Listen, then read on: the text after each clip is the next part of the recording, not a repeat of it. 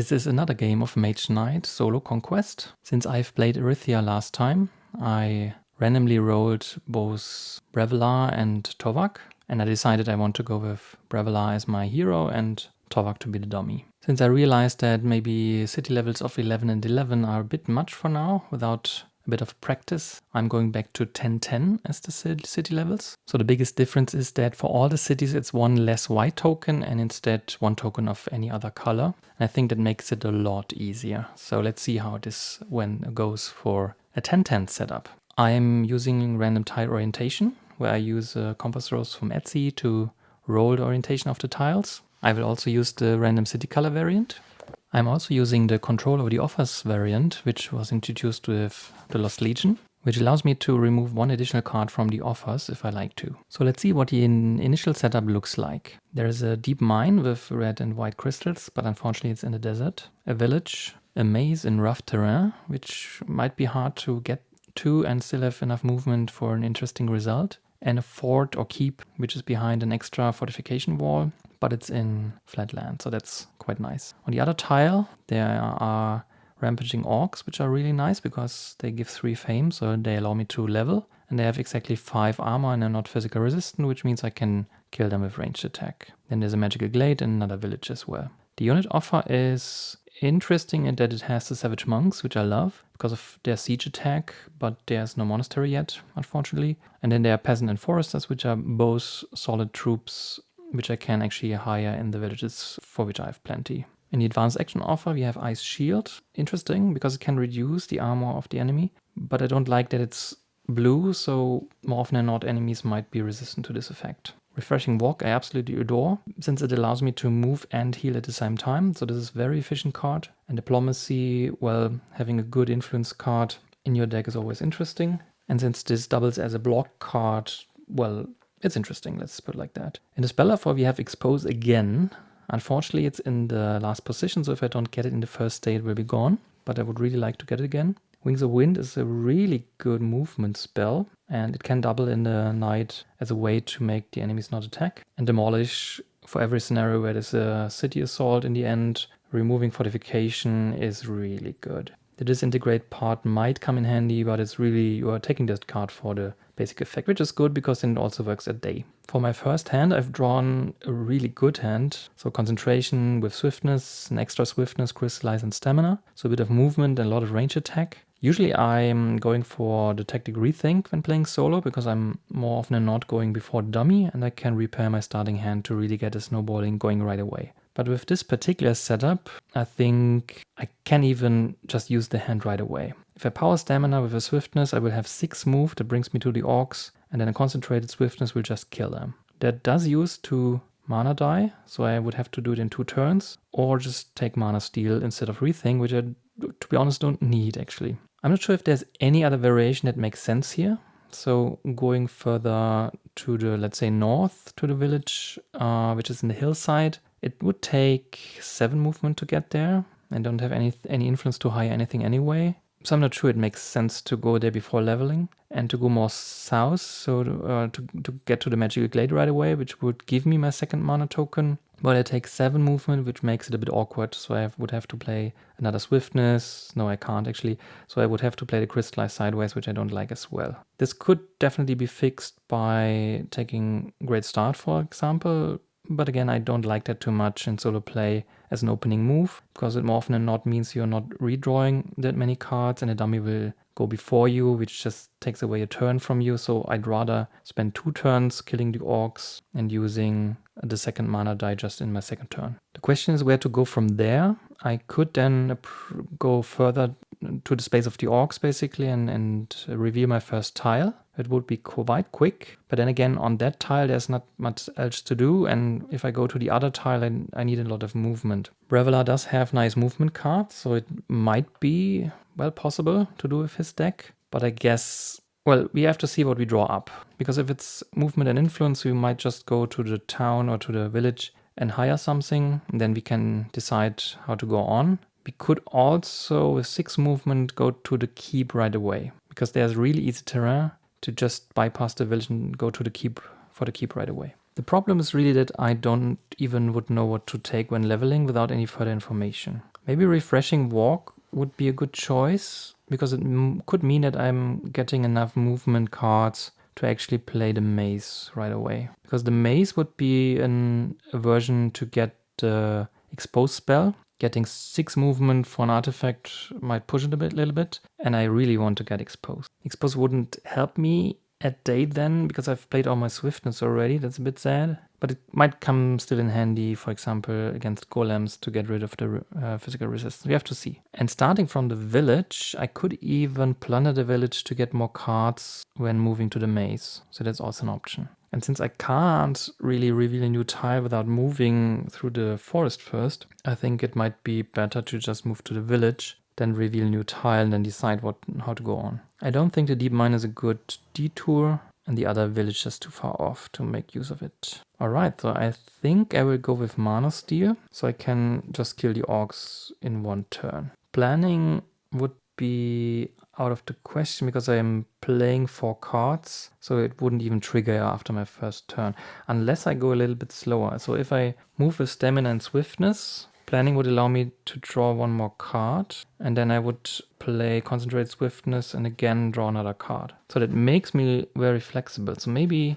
Planning is the right move here, because Mana Steel would not do anything for me that I can't also do with another turn. But Planning makes it a bit more likely for the dummy to go before me. Let's go with Planning, I think. So I'm shuffling the other cards, and the dummy goes with Mana Steel. Okay, so which means that the dummy will go first, and I will go second. So let's see what the dummy is up to. Green. So Tobak has 2 blue and 1 red crystal, so green is not a good card we want to see.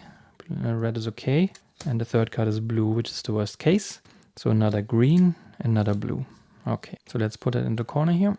And it's my first turn. So Braevalar steps through the portal, and as planned, he will play a stamina and a swiftness, and we use the gold die to power the stamina. So we generate 6 movement, which a day is enough to move Braevalar to the forest and again through the forest. And since we do not have another mana token, we can't approach the orc right away. So that's it for the first turn. And since we have 2 or more cards left, planning will mean that we are drawing up to 6 cards now.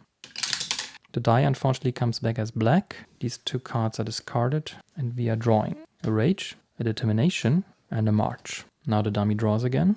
A white card, that's bad. Another white card, and then a red card, Instinct. So that means 1 more card, which is a blue. That's good. So I think he already played 3 of the 4 blue cards he's starting with. So he played 9 cards of his 16 card deck, so a little bit over half of the deck is played. And we stick to our plan. So of these cards, we will play the Concentrated Swiftness using the green die from the source. That brings us to 5 range attack, which just kills the orcs. We could think about moving to the village right away to not waste another turn and provoke the orcs during the movement. That would mean that we have to play the march first, but we need 3 movement to enter the village, which means another card sideways. We've only played stamina and 1 swiftness so far. We do have enough move cards left, and we can get Refreshing Walk if we like. And I think we will pause at the village anyway. So not powering March is okay. We also do not know what die will come up when rerolling. If we are really unlucky, we are stuck with white mana only. So we would really need to use mana draw. Crystallize I would really like to keep, to be honest. Maybe have a slower turn next turn than hiring.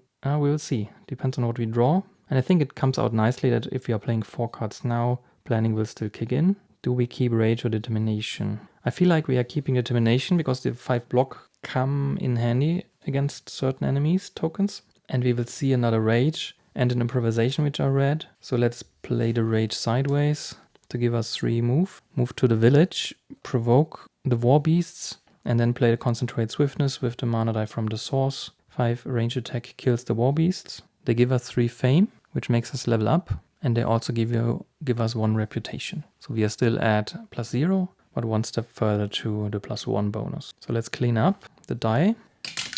Well, as I've said, the worst case is black, so it came up black. We are cleaning up these 4 cards here. These 2 we keep, and now the level up. So let's see what skills we can get and what card we want to take. So the 2 Braevalar skills are the Feral Allies, which make exploring cost 1 move less, and once a turn, attack 1 or reduce 1 attack of an enemy by 1. I think that's really versatile skill, very, very solid. And the second skill is Beguile, which gives us a lot of influence. So 3 influence, unless we are in a fortified site, then it's only 2. And if we are at a magical glade, it's actually +4. So Beguile could be used right away to hire something.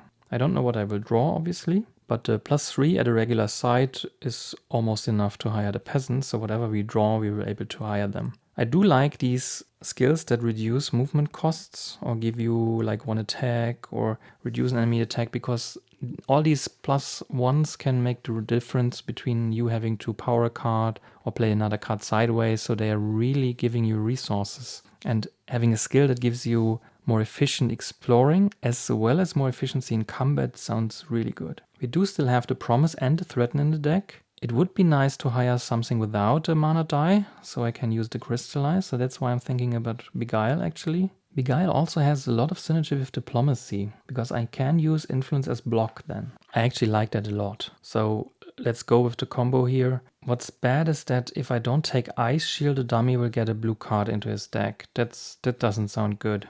And the dummy will get a white crystal no matter what spell I can take, or if I get one at all. So maybe Diplomacy is something I can pick up later. Give the dummy a green card with Refreshing Walk and a white crystal with Wings of Wind. That might be the better play here. I think I have to keep Ice Shield out of the dummy's deck, because it's really worst case scenario to pile on with blue cards. So I'm taking Beguile, and the dummy adds double time to the pool. And I will take the Ice Shield. So I put it on top of the deck, but I will draw it right away. And we refresh the offer, which is Decompose. Interesting.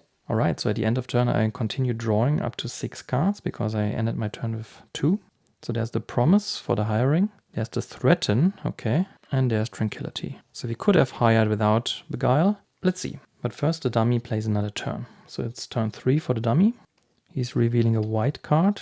That's bad. Another white, again bad. And a red card. So 1 more, which is green. It's also bad. So the dummy has played 13 cards now. So his deck consists of 3 cards. So he will exhaust his deck with the next turn and then announce end of round. So we have 3 turns left at the first day. All right, so I could plunder the village to get 2 more cards, but I'm not sure I want to do that. Want to do is probably reveal a tile. Well, we should probably plunder then. Okay, so the issue here really is that with Promise and Threaten and Beguile, I could hire the foresters and the peasants one after another and exhaust them for movement, so one replaces the other. I would probably replace the peasants with foresters just because they have 4 armor instead of 3. And in this way, turn influence into movement just for exploring. But that would cost me 2 turns, 1 to hire, 1 to explore, and then hire and replace. So I would have just 1 turn left to go to the maze, and that feels really slow. So what I should do instead is explore now,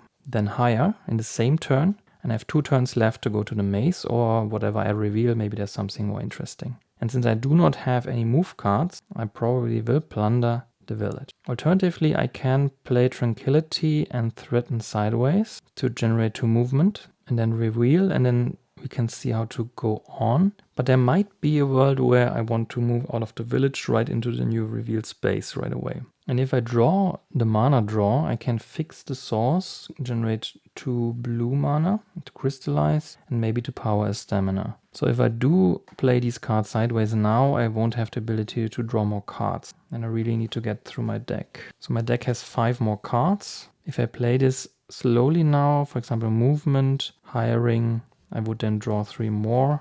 I can plunder then. So maybe let's not get ahead of ourselves. Let's take the turn to hire, and we can move on later. So there's really no rush in moving into the new explored tile. So let's play the Threaten and Tranquility sideways for 2 move, and then explore this tile. So I'm adding the compass rose for the roll, and whatever color turns up, I will rotate the tile from the golden side here to the color I'm rolling. So the die comes up golden, which means I will not rotate it at all. And the tile is, okay, very uneventful tile with another village, magical glade, and a green crystal mine. All right, so this doesn't really change anything. I probably want to go still for the maze, reveal the defenders of the keep. If I sort the keep after that, maybe at the beginning of the night, I will exactly know what enemy to expect. It will be very cheap to go there. So my most likely route will take me still to the maze. So let's spend the turn in the village, play the Promise together with Beguile for 5 influence without a modifier. It's not a fortified site. And so we can hire the foresters or peasants. And I will probably go with the foresters. They have more armor, a better block value, and they allow me to move. They won't help with the rough terrain of the maze, but nevertheless, I think they are just a little bit better than the peasants. But they do not give me influence or attack. But I have enough influence as it is, I think. And attack, well, we'll see. So I'm hiring the foresters, and that's my turn. So I'm discarding these cards here. And again, planning kicks in, and I'm drawing up to 6 cards. A mana draw, a rage, and an improvisation. Which leaves me with 2 cards, which is kind of perfect because I will probably just plunder the village to draw them. So let's first exhaust the dummy deck. And he plays blue, red, and green. But he exhausts his deck anyway. So what I'm still missing is the movement card. So I will plunder the village, which gives me a reputation minus. So I'm back to 0. And I'm drawing these 2 cards, which are one with the land and druidic path, so the 2 movement cards we were missing. So I feel like I should play the mana draw to fix the source. So using the white mana, I can then take 1 die from the source and turn it to any color, except gold. And I will put it to blue, which gives me 2 blue tokens. And 1 token goes to crystallize to power it to get a crystal of any color. I have to think about that. And the other one will then go to druidic paths, so I can go to the maze space with 4 movement. I can actually reduce the movement cost by 1 this turn, but it doesn't matter at that point. So I'm walking towards the maze. Let's rearrange that a little bit here. So I will have blue mana in the source for Determination or Ice Shield, and I can get 1 more crystal. To get the spell, I need 4 movement, which would mean a green mana crystal would be good. But I do have the foresters, so I could just spend them and 1 with the land to get the 4 movement. So a red crystal would actually allow me to power rage or improvisation. I will also reroll the white die, of course, but it doesn't help too much because I will probably need access to blue as well. I can bring only 1 unit. That's not a problem because I only have 1. The question really is, do I want to spend them for entering the correct path? The answer is probably yes, because if I do not do that, I would need a green mana. That might come up with rolling, but it's, well, depends on luck. And I would really want to have the option to power Determination or Ice Shield. So I will probably take the forest, so I will just spend the foresters. So I should get a red crystal so I can power rage or improvisation. So that's the crystal I'm taking from Crystallize. So to play it out once more, I'm taking the white die from the source to turn a black die blue, get 2 tokens, 1 I crystallize to get a red crystal, and the other one powers druidic path, which means I can move to the space. I would have 1 move over, because I can reduce the movement cost of rough terrain by 1. So another card played sideways would allow me to reveal another tile. Should I do that? So I would waste 1 movement if I don't do that, but then again, if I'm now throwing away 1 of the cards, that limits my options severely when it comes to defeating a dungeon enemy. So I'm not doing that. Okay, let's clean it up. So the tokens go away. The white die is re-rolled. Comes up white. The blue die goes to the source as is. These 3 cards are discarded. And the dummy announces the end of the round. I can't draw anything. So it's these 5 cards to defeat a random dungeon enemy. As planned, I will probably play the one with the lands for move 2, activate the foresters for move 2 to take the 4 path to get a spell, so to pick up expose until before it's gone, and then we draw a dungeon enemy. So the token we draw is a Medusa. Okay, so that would be a perfect token to draw when you have ranged attack, which I do not have, and since it has paralyze, I will need to block it, unless I want to. No, I can't. So if I just assign the damage to the foresters, I destroy the unit and there's still 2 damage left, which would mean I'm paralyzed as well. Okay, so good thing we have that much block here, and they are not immune against ice. So I could, for example, play the Ice Shield to reduce the armor by 3, so they are trivially killed by rage, for example. It's only just 1, well, by any card sideways, basically. But this would mean I need 3 more block, which is, for example, an improvisation. That would leave me without any cards. That's the only bad thing about that. If I block with Determination, I need 1 more point to get to 6 block. That needs a blue mana as well. And then I would need to power one of these cards, so that takes me another mana. So I would need to use the crystal, which is just, well, it's not good. It's just the more expensive option. So back to the original plan. We take the blue die from the source to empower the ice shield. And together with the improvisation and determination, we get 6 block. Reduce the armor of one enemy block this way by 3. So it has 1 armor now and the rage just kills it. Okay, let's do that. I don't see how I can keep any one card, but at least I'm keeping my crystal and I will get a spell from the dungeon, from the maze. So the die gets re-rolled.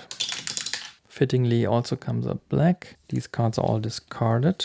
I do get 5 fame for defeating the Medusa. That puts me at 8. And I claim a spell as a reward, which I think should be expose. It's just so good. I will draw the card. No, I will not, since I'm out of turns anyway. So it doesn't matter if there's anything useful right now, so I will go with expose. So I'm drawing that, but it's end of the first day. So let's refresh that quickly. So Fireball is the new spell in the offer. Okay, so I think that went really well for the first day. We went straight through the forest to the Orc War Beasts, defeated them to level, took the Ice Shield, then made our way to the village to reveal the next tile, which was not that eventful. Then hired the foresters. With them, we moved on to the maze. Then used a lot of movement to go to the spell pass, defeated the Medusa, leveled again. So we have to put the token here. Now so our armor is 3 now, which is good. And we do reveal the token of the defenders of the keep, which are the guardsmen. So leveling up twice, picking up expose, picking up ice shield that already was useful against the Medusa, seeing the defenders of a really easy keep for the next night. I think that went really, really well. So let's prepare for the night. So the source comes up with 1 depleted die, which is gold, 1 white and a red. The unit offer comes up with illusionists, magic familiars and Utem guardsmen. I love the guardsmen and they are exactly defenders of the keep, so I can actually hire them after defeating them. Refreshing Walk and Wings of Wind means that the dummy gets a green card, which is really excellent, and 1 white mana crystal, which is okay, I think. I will definitely not get rid of Demolish, and since I have Beguile for the diplomacy, I will also not get rid of diplomacy as well. So we are just refreshing the offers. So another blocking card with Shield Bash that is efficient against swiftness, and another card that can reduce the enemy armor. And the spell that comes up is Burning Shield, which gives even more block and can destroy an enemy. But I'm not sure I like that too much. So the objective really has to be to level again to pick up diplomacy. The dummy gets a red card then, and to pick up Demolish to have a second way to ignore fortification. But without a lot of range attack, that won't do us much good anyway. So we'll have to see what revealing new tiles brings. So we are shuffling the dummy deck. Give it a final cut and put it over here. And we shuffle our deck.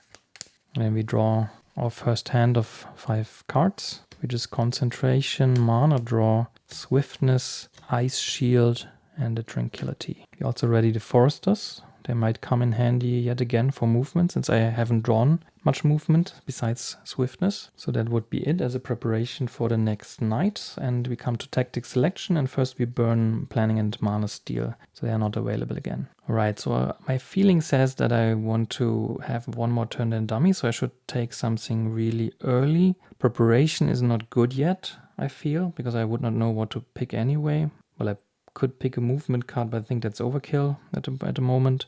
Mana Surge. Well, it could help us so early in the game if the source wants to screw us over. Midnight Meditation I'm not a big fan of because it really shifts the odds of getting last in the favor of the dummy.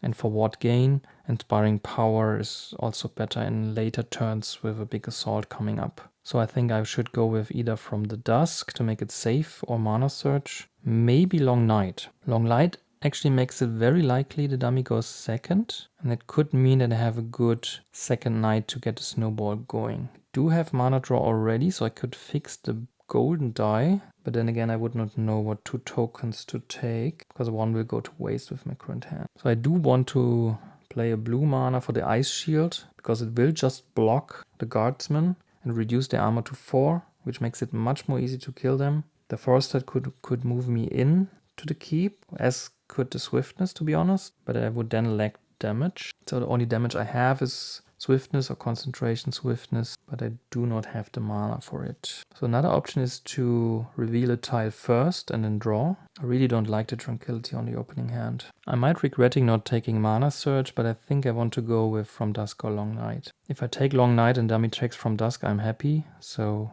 let's probably take Long Night then. We can then make it a bit slower in the beginning. For example, use the swiftness to explore and then see what comes up. Well, since I do have the Tranquility and I'm at armor 3, I could just take the wound, use Tranquility to heal it, so I would not need the mana for the Ice Shield, but then again I would not reduce the armor by 3, which means I need 7 damage that I do not have as well. The alternative route would be just to take the mine, get a green crystal, and orient myself to the other side of the map. But it seems to waste the opportunity to reveal that tile, that I should definitely do. And taking is such a simple keep, then having a higher hand limit to move on. Well, it depends on the tile if that makes sense or not. So I really should reveal that tile and then think about where to go. The problem is if I use the swiftness now and do not draw any kind of damage, I will probably have to go on. Which is not the worst that could happen, to be honest. And if I draw a blue movement card, it would be optimal for mana draw then. If I just move on now to the Wolf Riders, I could also kill them,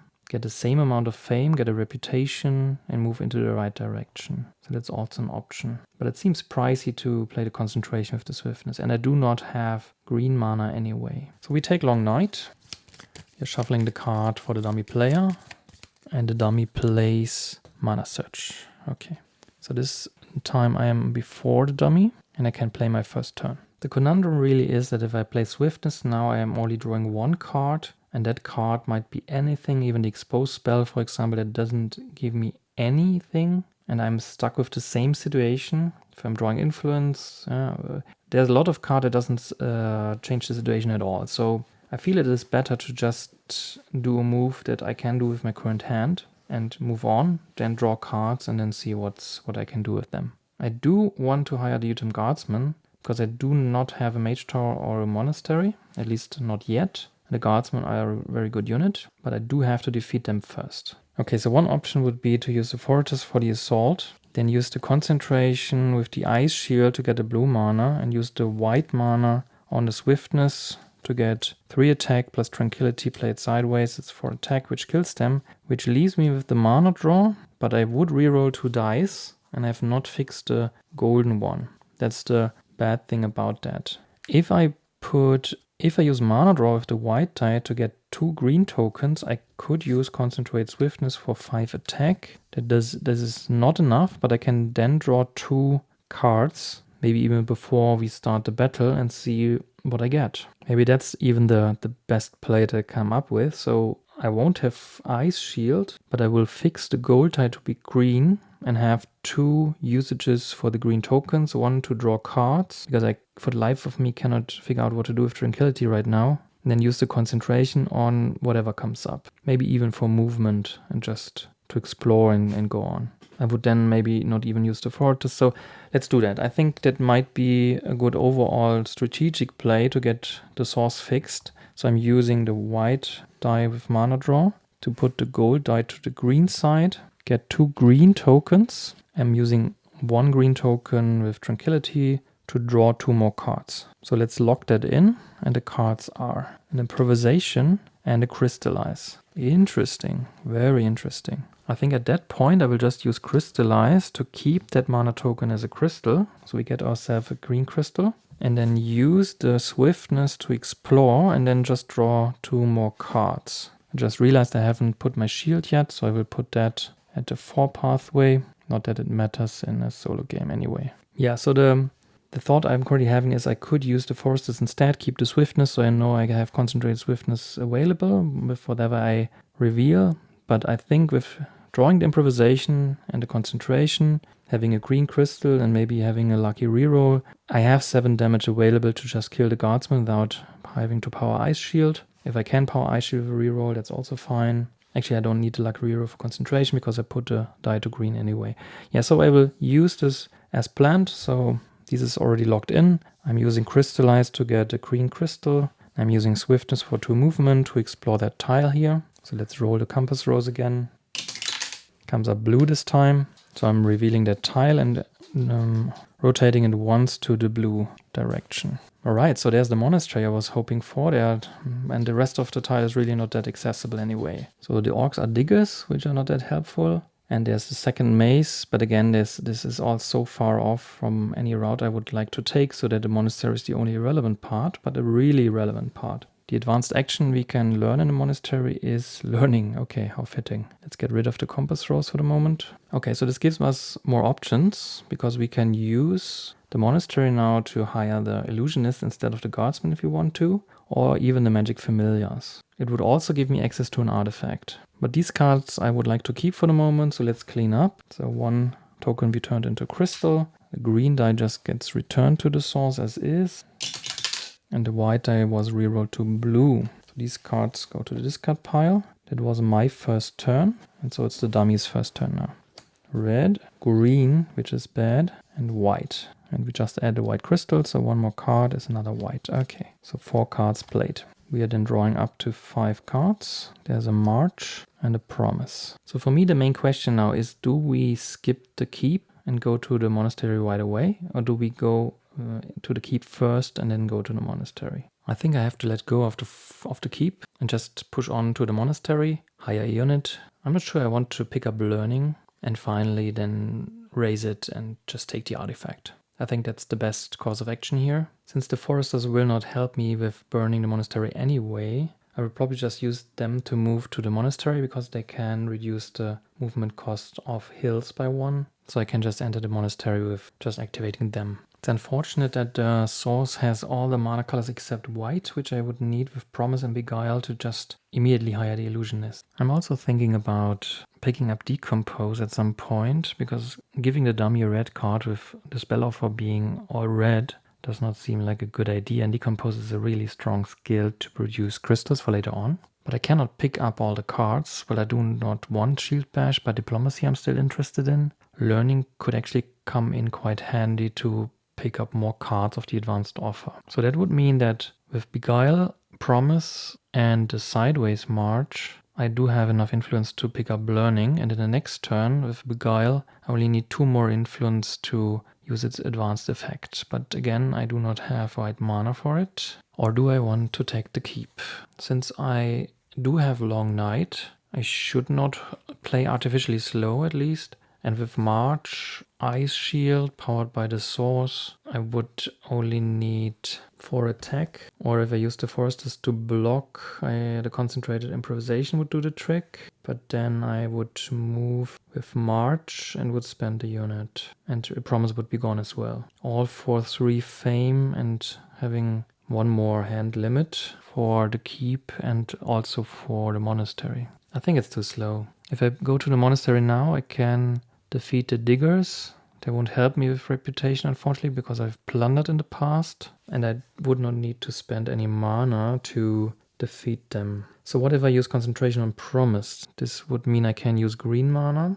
I get 6 influence from the combination and 3 from Beguile. That brings me up to 9. But I don't have any wounds, and 9 does not allow me to hire more units or learn something. And, well, if I just use concentration to power Promise, I have the exact amount I need. I would have another die to do something, to empower something else. Well, I could use improvisation too. So that would mean, for example, concentration Promise is 4, Beguile is +3 is 7, and the powered improvisation brings me up to 12. And that's almost enough for the illusionist and learning. But I'd rather keep concentration for the fight in the monastery when I burn it. It's unfortunate that I can't reveal a new tile at range, so I could spend a move from an empowered improvisation, for example. Well, I could hire the illusionist and activate him right away to also pick up learning.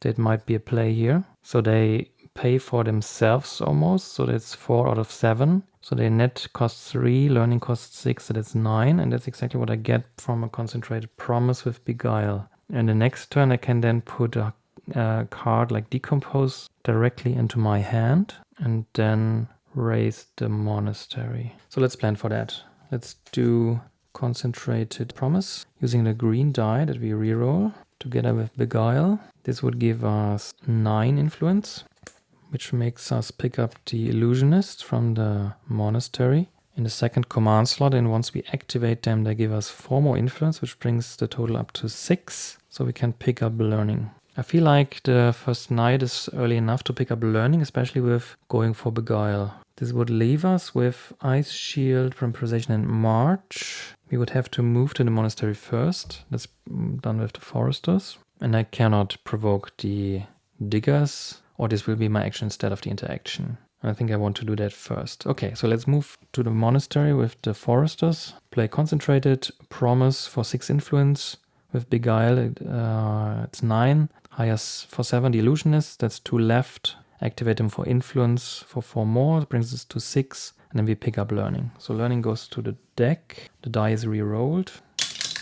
Comes up blue, unfortunately. The Illusionists go to my command slot, and these 2 cards are discarded. So I'm drawing 2 replacement cards. Well, one is learning, the other one is determination. So what does the dummy do? A blue card, that's good. Another blue card, that's insanely good. And red. So one more, which is a green card. Okay, so another 4 cards played. Okay, to put a card into my hand, I'm missing the white mana now. So I think I will, well, hoping for this die in the source might be a fool's errand. And I've already played Crystallize, Mana Draw, and Concentration, so there will not be any other mana sources I can pick up, unless I'm getting them from Long Night. So I think I'm picking up Diplomacy now, just with the non-enhanced effect. I could also kill the diggers and then see what I draw. I have 2 blue die in the source, so putting one on Ice Shield now means I don't have it for the raising of the monastery, but they kind of almost defeat the diggers just by themselves. Alright, I think I'm just playing Learning with March played sideways. That brings my influence up to 3. With Beguile I'm at 6. And this is enough to gain an advanced action card from the advanced offer to put it to your discard pile. So I'm picking up the Diplomacy and put it to the discard pile. This means I'm drawing 2 more cards. First we refresh, and it's a Firebolt. So we draw, it's Druidic Path, and a Threaten. The dummy plays green, green, white. So yet another card, green. That's not that good. So he has played 12 cards now. So there's 5 cards left, which means I will have this turn, then another turn, and then so 3 to 4 turns depending on if this card here is blue or not. I think it's very unlikely to be blue because we already played 3, so there's only 1 left. Now it's only 2. So it's actually 2 and 5. That's not that promising. Okay. Alright, so okay, I can power one of the blue cards and one of the red cards. Well, Threaten doesn't help, obviously, for battling the monastery Mage Tower unit. So do I spend another turn killing the diggers? I probably should do that, so I'm leveling with the monastery. And I can fix my hand a bit. So one way to do it would be the Ice Shield with a die from the source, which brings the diggers down to 1, because it cannot be reduced below 1. And then the sideways Threaten will just kill them. So I'm provoking the diggers, play the Ice Shield with Threaten, and keep the rest of the cards in my hand. Which gives me 2 fame and also 1 reputation. And those are discarded. I reroll the blue die.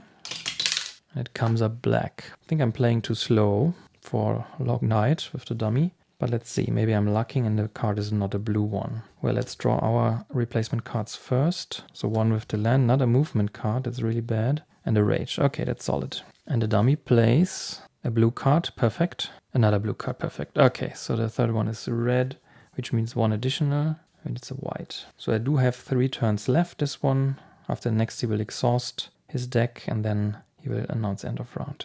Okay, so unfortunately I have 2 movement cards, but one can double as block, 3 block of a specific type even. I have Determination to block, and I have lots of attack damage. Let's see. So I'm burning down the monastery, which gives me a reputation penalty of 3. So I'm at -1 now, and I'm drawing a Mage Tower unit. So the defenders in the monastery, which are not fortified, are the Illusionists. Again, strangely fitting, since I did hire them here.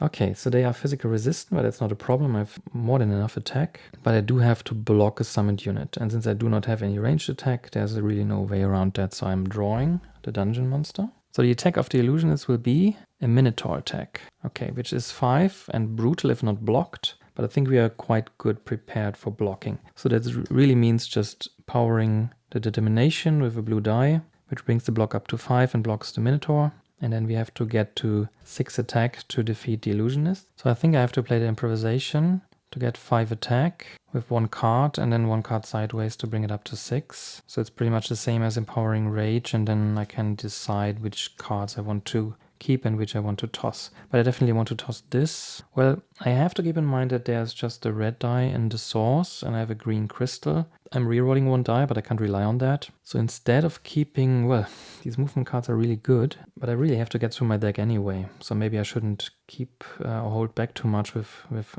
saving cards. I feel like Druidic Path I should keep, since it's reducing the move cost, whereas I don't need heal or block, at least not in the immediate future. I think I want to hold on to Improvisation because I have a red die. That's just a reasoning here. So that's 6 attack then. Okay, so to replay it once, I paid 3 reputation to burn down the monastery.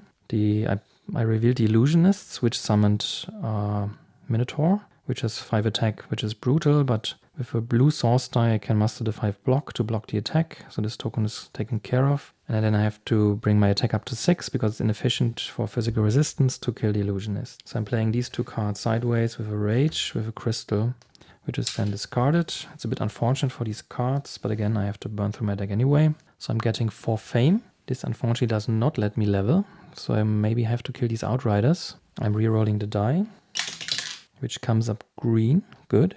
So this is also discarded. And my reward after placing a shield at the monastery, let's do that first. So there's my shield. And now I'm drawing 2 artifact and choosing 1. So the choice is between the Endless Gem Pouch, really good, and the Soul Harvester. Okay, so the Soul Harvester is interesting because I'm right in front of the Outriders and I want to kill them anyway, so I could use the attack 3 to get the crystal. Unfortunately, it would just be white, but white is not that bad because I have the expose spell. But the Endless Gem Pouch just gives me 2. That doesn't help with defeating the enemy, but I'm drawing so many cards that I'm confident I can kill them as well. And I would gain 2 crystals, and if I roll, well, black, then I would level up. And this would also be interesting. So well, when it comes to the city battles, to the assaults, the Endless Gem Pouch can give me a lot of mana, especially a black token at night, whereas the Harvester is just raw power. It could give me a lot of crystals, but I think I want to go with the Endless Gem Pouch. Putting that back, and I'm putting the Endless Gem Pouch on top of the deck, but then I'm drawing up to 5 cards. So I get the pouch right away, get a stamina, a rage, and the expose spell. The dummy will then exhaust its deck, so I have 2 more turns. And I will be able to draw 4 cards if I play up to 4 due to Long Night. So for my last turn then. The monastery is burnt down, so I have to really move to the middle or through the swampland. So let me use the pouch as a first thing. There's, I think, no reasoning and waiting. So I'm rolling 2 die. And it comes up black and blue. So I do get a blue crystal and I do get a fame, which brings me up to 15. I'm leveling up. Let's put this here. So I have another skill choice, although I can also take Tovak's skill. And the skills are Secret Ways, which is good because it gives me movement, allows me to enter mountains, which can be really good for positioning in the end game. And for a blue mana, I can walk over water, basically, so cross lakes and so on. So this unlocks really the whole map for Braevalar. And the second skill is Regenerate. So for mana, I can get rid of wounds. If it's green mana, I can even draw a card. So I feel like Secret Ways is definitely better than Regenerate. And the question is, well, always 1 movement with unlocking the map I think is even better than Tovak's skill. So I'm taking that. Unless I want to use want to take Decompose anyway, well, it doesn't matter. I like that better anyway, and so I have all the choices I want. And I want to take the red card away from the dummy. It doesn't matter now because he will get a blue one instead, which is worse currently, but he will get a red crystal, and it stands to reason that he might even get another red crystal. And then I would rather give him the blue card than the red one. And I can see myself picking up the Firebolt, but probably not a Shield Bash with all the block I've already picked up. Yeah, and there's a red mana die in the source, but not the blue one. So I'm picking Decompose. The new advanced action is Blood Rage. Really nice. 9 attack is just raw power, and sometimes with these white enemies you just need the power. I should have done this after my turn, to be honest. Was a bit hasty here.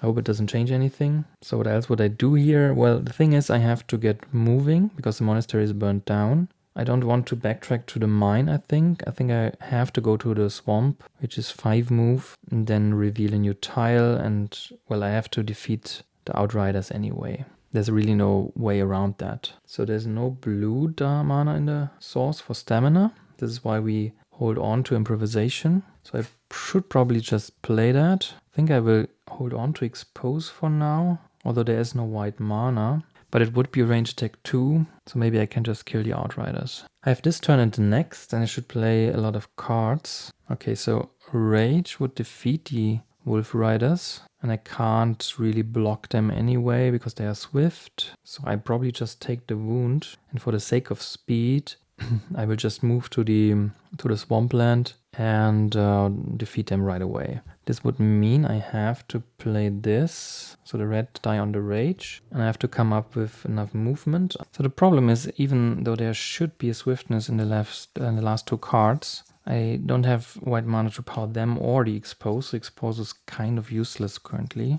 Yeah, let's get rid of expose for the improvisation. That's movement 3, movement 5. Well, you can't always be completely optimal, so I'm moving to the swampland and provoking the Wolf Riders. I take one wound, but since the foresters are level 1, it's really nice that they can carry the wound for me and they do not clog up my hand. So I let them block the Wolf Rider attack of 3, and then I'm killing them with a rage with the die from the source. So this is all discarded. The die is re-rolled, and it stays red. I get 3 fame and reputation bonus, so at least I'm not negative again, and this is discarded. So technically I'm now leveling up. I've already done that. I don't think it would have changed anything, to be honest. And now I'm drawing back to 5 cards. So I'm drawing the Decompose and the Swiftness, and then I'm using Long Night to get 3 more cards from my deck. So I'm shuffling my deck, giving it another cut. I'm taking the topmost 3 cards. So my hope is that this is something to decompose, obviously, and the game pouch would be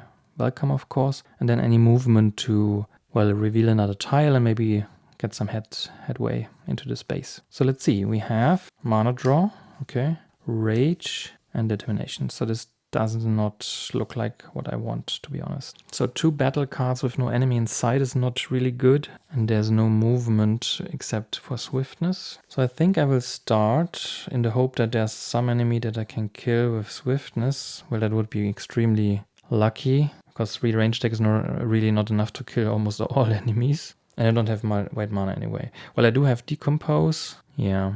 Okay, so I do play swiftness for movement. I think that's better in this case, because even for mana draw I would not have the right color. So let's just play that for movement to reveal this tile here. So I'm bringing out the rose again. It's oriented the right way, and we orient the tile from the gold spot to the color I'm rolling.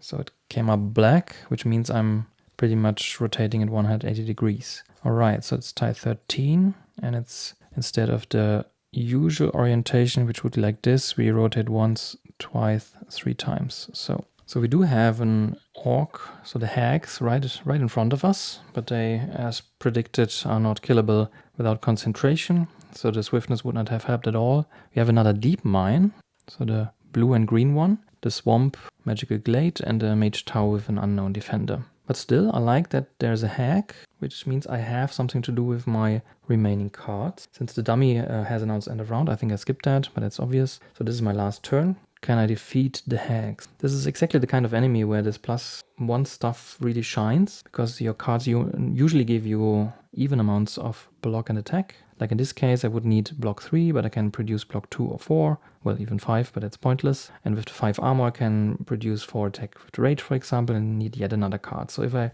would play these 2 with the red die, I could play the other 2 sideways to defeat them. But I'm not sure this is the best use of my time. The mana draw is quite pointless because I do not have white mana, and using 2 dice with when one is green and don't have any green cards or effects to power is quite pointless, so that's a perfect sideways card anyway. I do want to play the Decompose to get crystals going, because you can't have enough basically. The goal really has to be that with the second night I'm assaulting the first city. That has to be the goal. So with night rules, enough mana, a black mana die, using a good spell, attacking the first city, taking it maybe in 2 assaults, and then I have enough time to recover with the 3rd day, and then in the 3rd night I can take the other city. I would like to move ahead, but moving ahead would mean provoking the hags, so I would have to fight them, unless I'm circling around, but to what end? I do not have any movement cards left anyway, If I had known that, well, there was no way to know. I actually was hoping kind of for an enemy. I could have played these 3 cards sideways to move to the hills first and then reveal. That would have worked. But now I'm stuck basically. And the only question is really, do I want to kill the hags or do I want to play Decompose? Removing a card in the first night might not be a good idea, but then again, 3 crystals. That's insane value. And I picked up Learning, so I should do that. I think that settles it. I think I will play in Empower Decompose, and I do think I want to Decompose Determination because I've picked up other block cards, like Diplomacy. But it is a good combat card, which is blue. Well, I do have the Ice Shield as well. I don't think I want to remove... I mean, Rage is really basic, but more often than not, if the enemies have a lot of armor, then you really wish you had these kind of cards that can generate attack. Because without enough attack, everything else is quite pointless, to be honest. So let's remove that from the game. And I'm getting a green, a red, and a white crystal, so 1 of each color that the card was not. And that's insane. That's so good.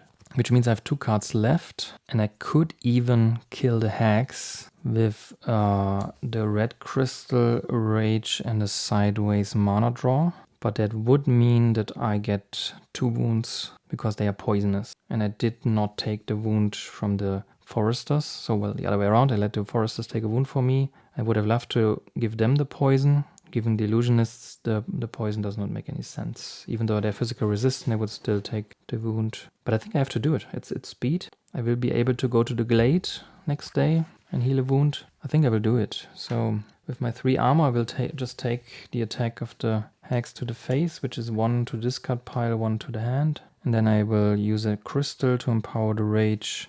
And with a mana draw, that's 5 attack, which defeats them, which gives me 3 fame, brings me up to 21. And a reputation, and I'm back to normal. And that's it for the first night. So these are all discarded. All right, so let's ready the units, but they of course stay wounded.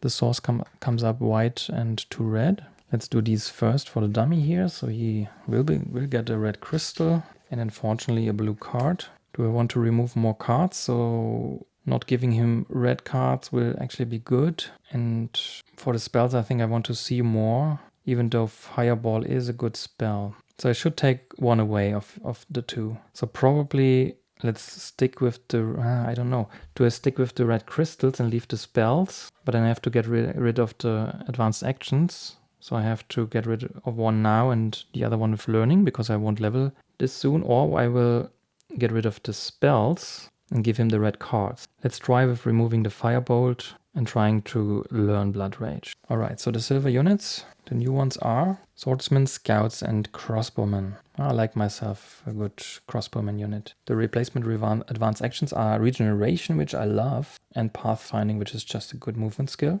And the next spell is Underground Travel or Underground Assault or Attack, which again for City Assaults is really good. Let's burn the tactics. Then we shuffle the enemy deck, give another cut, and we are done. And we are shuffling our deck, and that's it, I think. Yeah, let's cut it once and then see what our first hand is. So 5 cards still. Rage, Mana Draw, Tranquility, Decompose, and another Rage. Okay, so a lot of combat cards. Unfortunately, no movement yet. So this might be one of the starts where I want to rethink, actually. Because Great Start will just pile up more cards. And the right moment is pretty much against the dummy the same as Early Bird. So I want to give him a chance to pick right moment. I think I will go for Rethink. Because this could mean I can get rid of the 2 Rages. Tranquility might come in useful if I draw a wound. But then again, if I'm not, then I think I'd rather stick to Decompose and Mana Draw and see what happens. So let's put these away. Draw 3 more cards, which is the Ice Shield. That's not good. A Gem Pouch, okay. And a wound, okay. That's not what I was looking for at all. So the other cards are shuffled back in. So let's see what a dummy takes. It's always difficult to shuffle 3 cards without, have to break the pattern, not think about it too much. Okay, the dummy plays Early Bird. Okay, well, it's the most useless tactic of the 2, and it means that in the 3rd day I can play Great Start. But it does mean that the dummy goes first, so let's see. There's a green card, there's a red card, and there's a white card. Okay, that's a good compromise. One more is another red. That's good. So 4 cards played, which brings us to our first turn. So the game pouch I definitely would not want to break, so there's no reason to not play it. The dice come up white and blue, so I'm picking up 2 more crystals. Let's discard that. So my goal has to be this magical glade, and I would need 6 movement for that. I haven't drawn any movement yet, and decompose is really not something I would like to play. But I think I'm so dumb. Could have healed the foresters. That's a huge misplay. You should really think about what the options are, because the foresters would have moved me into the hills right away. Well, what's done is done. Let's move to the glade still to get rid of the wound in hand. And I don't think Ice Shield is doing anything for me currently. So with the Secret Ways, I would have 2 movement already. And if I'm not using Decompose again, I think I should have played a Tranquility to heal the Forest Dust and Decompose a Rage for 2 crystals without using the Monday from the source. I think that would have been the best play, because then I would have 2 more red crystals as well. Again, what's done is done, so that's 3 movement. I'm moving to the hills and discarding these cards and drawing 3 replacement cards. There's a Rage. Now that if I'm getting rid of the Decompose, there's Learning. That could be interesting, very interesting. And there's a Diplomacy. Okay, I think it might still work out. So what does the dummy do? Blue, perfect. Green, okay. And the third card is blue. So 2 more cards, which is green and green. It was unlucky to not hit a green. All right, so I think what we do here is to play the mana draw with Learning and Diplomacy to pick up the regeneration. So I would need to power Learning for 4. Beguile gives me +3, so I'm at 7. Well, actually, I do not need to power the Diplomacy then to bring me up to 9. So white die on Learning, Beguile brings me up to 7, Diplomacy brings me up to 9. That gives me regeneration in hand, and I can use it right away to heal 2. Okay, let's do that. So white die from the source, Beguile is 7, and Diplomacy is 9. I'm getting regeneration to hand, and I'm using a green crystal to power it. I will spend the Illusionist first to pick up another white crystal, and then I will heal 2, which is the wound from my hand, as well as the wound on the Foresters, and I will ready the Illusionist. The crystal is then discarded, the die is re-rolled, which means it's completely red now, the source. Oh, by the way, I'm going after the dummy. So that's my second turn then, yes. And these cards are discarded.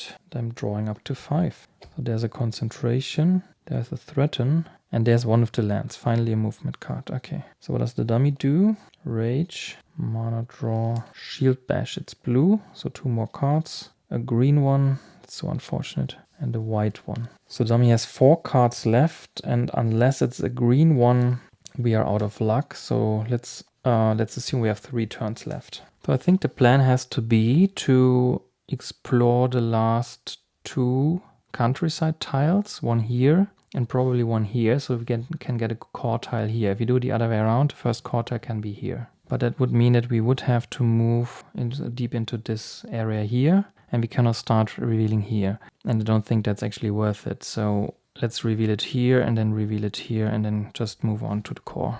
I would need 5 move to get to the forest and then to reveal. 1 I have by Secret Ways. So if I just power that, that would be sufficient. I'm tempted to just bypass the glade for now, even though it would give me a gold mana because I don't have a wound in my hand currently. And if I go to the village first, I could hire. With Beguile, I'm actually with Threaten at 5. So I would need 5 movement to get there. And then as much movement as I can muster to reveal tiles, so either 7 or 9. So this concentrated one with the land would give me move 6. So this would already be 7, which could mean that I move here and reveal here. And I can still think about if I can reveal it here later. But I'm at the village then, so I can threaten using Beguile. And then maybe even a Rage Sideways to pick up the crossbowmen, for example. Unless I want to scout, that would be fine as well. But I feel the crossbowmen are more versatile, they have more armor, they have ranged attack, which is important. Let's see. So we wouldn't use any mana from the source, which is a bit sad, but I do not want to power threaten. Having a core tile here would really be very good. So let's do that. So that's... Oh, I have to power it anyway. I only have one crystal, so what I'm tempted to do is use a crystal, a white one, to put a red die from the source to green, get 2 tokens, one will vanish, but then again it will fix the source because I will then have green and red. So this allows me to power it. That would be move 7. So it's move 3 and move 2. Or I'm staying here to see what I reveal and move on then. Unless there is a orc here, I can still move to the village. No, I don't want to place the tile there. That was the whole point. Okay, let's move on. That's 5 movement. And for 7, I'm revealing this tile here. So let's roll for the orientation. So that's red. So the standard orientation would be like this. And we are moving it 2 ticks. So a monster, then I will not go to a mountain, a keep at the edge of the map, and then 1 ruins, which are, that's good. An artifact, this is always good. So a keep and a dungeon enemy for an artifact. So this was 7 movement. We used all this. And since we are at the village now, I will probably hire. So with threaten and beguile, I'm at +5. Well, I can't hire. I don't have a command slot. I'm playing too fast. I think it is safe to assume now. Okay, so I will probably speed up a lot now, play these 2 cards sideways and move on. But I should move on. I want to go to the ruins anyway, so I will have the ability to reveal here, reveal there, and maybe clear the ruins. That would be my plan for today. But I would have to do this in 2 turns, basically. So this turn, I could move here at least to get closer, so that I would play all my cards. Then I would have a turn to enter the ruins and defeat them with all my units, and then do a lot of revealing. I didn't refresh the advanced offer after using learning. And there's a start resolve. All right, so let's get rid of all these things here. No, this was set to green, so we just put it back. All this is discarded, and we are drawing swiftness, tranquility, march, and rage. Maybe you should have stayed at the village to plunder it. Let's see what the dummy is doing. White, red, and this card is blue. Okay, so the dummy exhausting its deck, which means, as said, we have 2 turns now. So the ruins are on a hillside, which means that we have a march 2 with beguile is already 3. Is it insane to try the ruins with these cards? But I do have 2 units, rage is swiftness, and I can heal up using a tranquility. We have to do it, I think. We could even power the march, so I'm up to 5, which means I can do one of the reveals right now. But I would need to use a crystal for that. But I do not need the green crystal for the fight anyway, so I will do that. So I will move here for 3 and then reveal a countryside tile here on the coastline. That's the last one. Let's see what the rose brings. So it's black, it's 180 degrees rotated. So this would be the standard orientation, so 1, 2, and 3. So there are orcs facing us, which are the other hags, interesting. Then there's a monastery, the other one was burnt down, so this is why there's no action card currently. But here we can learn Force of Nature, very interesting. And then there's a glade and a dungeon, which is really good because the dungeon can also give us an artifact again. Alright, so by doing this first, I'm now thinking about just fighting the hags, and then I can draw another card to enter the ancient ruins. Maybe that's better, because I will also level and get more hand limit, a larger hand limit. Okay, so with, again, a rage and a promise, that would be the 5 damage I need to defeat them. But can I block this as well? Obviously not. I should keep the swiftness, and then use the tranquility to heal the wound they are giving me. But we would still get a wound through poisons to the discard pile. And that's, I think, the price we have to pay. Okay, let's do that. This was already locked in. So movement 3, then reveal. Then we provoked the hags, and they give us 2 wounds because we have armor 3. So 1 to hand, 1 to discard pile. The tranquility will get rid of 1 wound after the combat. And I use a red die from the source to power rage with a sideways promise for 5 attack, which means the hags are defeated. I will reroll the die, and it stays red, unfortunately. These 2 are also discarded. This gives me 3 fame, which means I level, and they give me a reputation. So I'm still not at +1 due to the monastery incident. Let's get rid of this crystal and also put it away. But we did level up, so we get our command slot, which I assumed I already had. And we are now at 6 hand limit, so we are drawing 5 cards for our final turn, because the dummy will now announce the end of round. A wound, unfortunately, druidic path, a stamina, a crystallize, and another swiftness. This can come in handy. All right. So what I do need to do here is to reveal the core tile first and then decide how to go on. So I don't need, well, the movement I don't need anyway, but if the core tile is so interesting that I want to skip the ruins, I might profit from this. Actually, there's no mana to use here. That's a bit unfortunate. We don't have any red or green cards anymore. I don't think there will be anything left to crystallize, but let's see. Probably there is, because we can't use the mana dice for anything else anyway. So this will probably be used to crystallize something, which means we have these 2 cards left. I will just play them without empowering them. So let's remove them and then explore the core tile. So the first core tile, let's roll for the rose. Comes up blue, so it's rotated 1 step. It's not a city. This would be the regular orientation, and we rotate it to blue. Okay, so there's a labyrinth adjacent to us and 2 orcs. All right, so there's the labyrinth. We actually explored the last deep mine, and there are ironclads as well as trackers. So there's no reason to move on, really, which means that I would have to try for a dungeon enemy and a keep enemy with 2 swiftness that I can both power, illusionists and foresters, and 2 cards that I could play sideways. Well, let's try it. If I fail, I can finish them in the coming night. And I forgot to reveal these defenders here because I'm now in the vicinity and it's actually day. So these are heroes. Is there any world where I would like to go there instead of the ruins? As I said, the next night I will have to assault the first city. So this is a detour I cannot really afford. I think we have to get started with getting the artifact here. So I'm entering the ancient ruins. And the defenders are a keep enemy and a dungeon enemy. And those are the thugs and the werewolf. The good news is that I can just kill one of them with the swiftness, with the double swiftness. The bad news is, and that's not really news because I should have known that, is that I cannot even get any other form of attack besides the 2 swiftness. So the 2 white crystals are put on the swiftness to defeat the werewolf. I think that's quite obvious.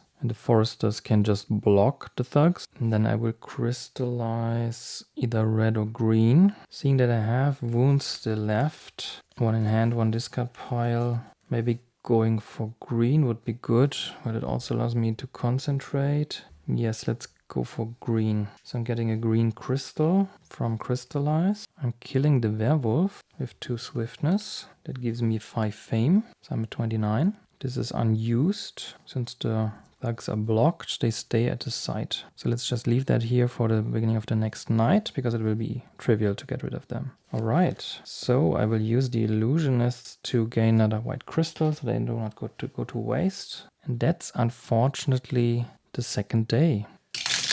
So let's turn that night. And we have white, white, blue. The dummy gets a red card and a red crystal, unfortunately. So all the planning was worthless once I used learning not on Blood Rage, but on a card I needed more, which was due to misplay. Just to reiterate that, there would have been a better way to do that, a much better sequence. But yeah, so what's done is done. So the dummy gets a red crystal and a red card, unfortunately. But I think we leave the burning shield so he gets 1 red more, because we did add other cards already. So it's not like all the cards we added are red. So we added a green one and a blue one. Those are both better than red already. So I think we leave the burning shield and we leave all the green cards for the dummy. I might still pick them up, but if the dummy gets them, I'm happy. So the replacement spell is Snowstorm and advanced action is Frostbridge. Very nice. The monastery advanced action is Magic Talent. The remaining silver unit is Swordsman. And the 2 core tile units are the Sorcerers, very nice, and the Green Heroes. Maybe I do want to go to the monastery after all to hire the Sorcerers. So that's the dummy deck we want to shuffle. Then we shuffle our deck and ready our units and give it another cut and draw our first hand of 6 cards. So Druidic Path, Improvisation, Threaten, Stamina, Crystallize and Mana Draw. Let's burn the 2 tactics.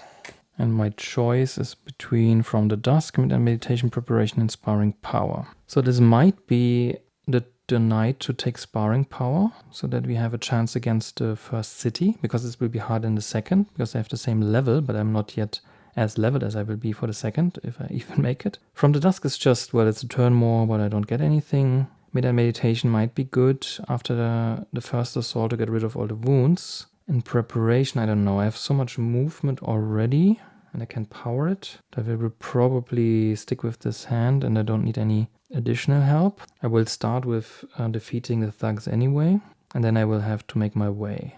So the goal here really has to be to defeat them, then make my way to the dungeon, explore here, or I go to the monastery, because I do have the secret ways to actually go through the lake instead of the swamps.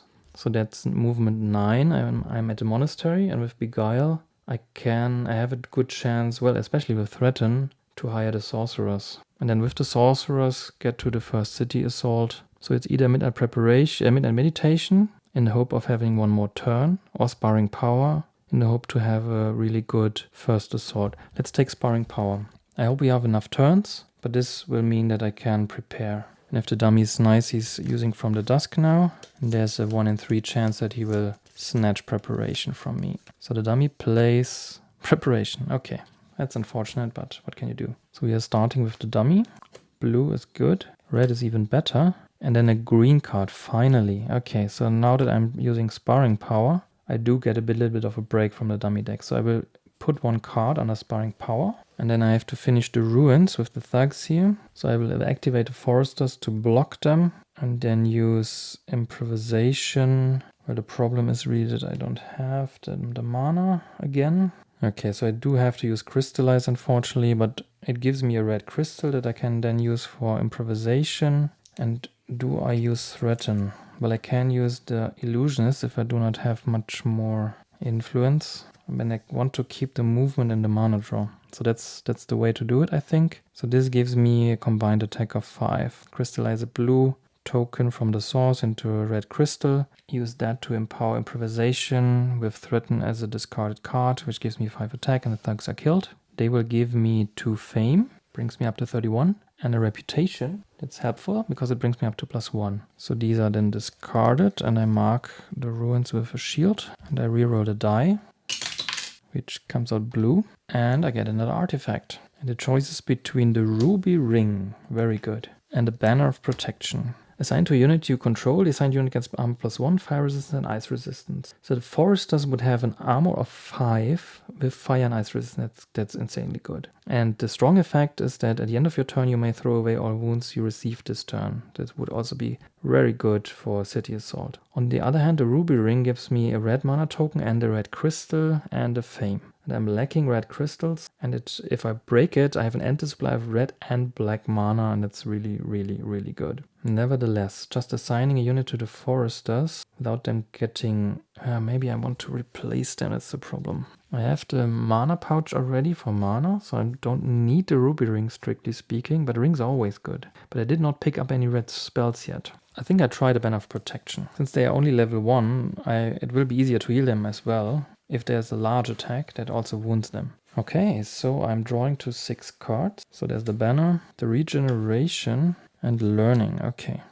This time the dummy goes first again. So his second turn. He plays a white card, a green card, another green card. Okay, so there's a lot of green cards gone already, but he again played only 3 cards. That's really good. So what do we do? I think my plan is to play mana draw with a white die and to turn this blue die blue. Could also mean I'm getting 2 blue tokens. I would then play Druidic Path with move 4, so empowered, and the move cost of 1 type of terrain is reduced by 1 this turn. So I would reduce the forest by 1. I would then spend the other blue mana to enable to move through lakes, which gives me a combined movement of 5. This means I have 1 movement left when I reach the forest, because it's night, but I reduced its movement cost. Then I play the stamina for 2 more move points, which brings me to the lake, and I need 1 more move point to reach the monastery. So I do want to hire, and with the reputation bonus and Beguile I would already be at 4, because it's not a fortified site. And learning brick could bring me up to 8, which is not enough for the sorcerers. Which pretty much means that I will not use learning, but I will play it sideways to even reach the monastery. Because I do want to keep the regeneration to ready the foresters. Or even the illusionists after I use them for influence to hire the sorcerers. So I'm moving through to the monastery. So this was set to blue. These 2 were used. This returns. This die is re-rolled. comes up as green. And these are all discarded. Oh, this was my second turn, so I forgot about Sparring Power. So I will put this card below. I think I will also attach the banner now, because I do not want to destroy it this night. So I'm swapping the position here so I can see the banner, which means I have only one card in hand, and I'm drawing up to 6 again. So Decompose, a wound, that's good. Diplomacy, even better for hiring now. One with the land. And finally another wound. That could have been not more perfect. So dummy third turn. He's playing a white card, a red card, good, and a blue card. So that's 2 more. A red, very nice, and then a white. Okay. So this time I'm not forgetting Sparring Power, so I'm putting 1 away. And this turn will be insanely good, because I'm using Regeneration to get rid of the 2 wounds. That's pretty much a given. And then we have the Diplomacy to help with hiring. So I'm already at 5 without powering it. I think that's quite perfect, actually.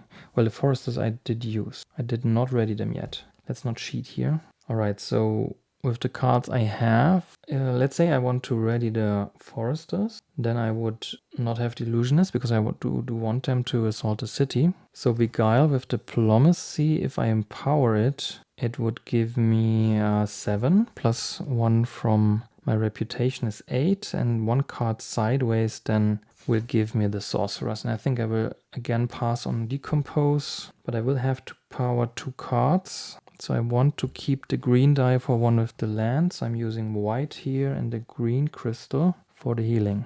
Okay, so I'm staying here because I want to recruit units here. I will use a crystal for regeneration. Heal 2 means I throw away these 2 wounds. I will ready the Foresters, so this will be played. And then I'm using the white die from the source for 4 influence. Beguile makes it 7, sideways 8, and the reputation bonus makes it 9. And I'm picking up the Sorcerers. Very nice. And I keep 1 with the land in hand. The white die is re-rolled, and it comes up red. So again, I'm drawing up to 6. There's a Rage, there's the Expose, very important. Ice Shield, the Pouch, and then we have Tranquility. What does the dummy do? Does he give me a bit more time? A red card, perfect. A white card, okay. And the third one is green. Very nice, okay. So do have a bit of respite here.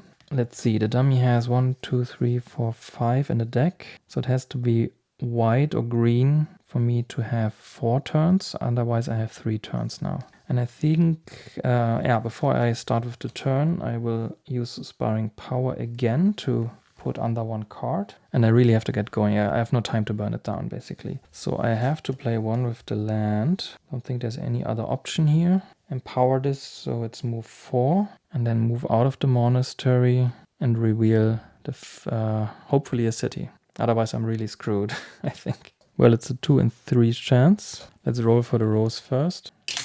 So it comes up white, which means I will rotate it from its basic position 60 degrees towards white. And it's the white city. Well, the color we will roll as well. So this is the regular orientation. And then I will just rotate it once towards white. So it's this orientation here.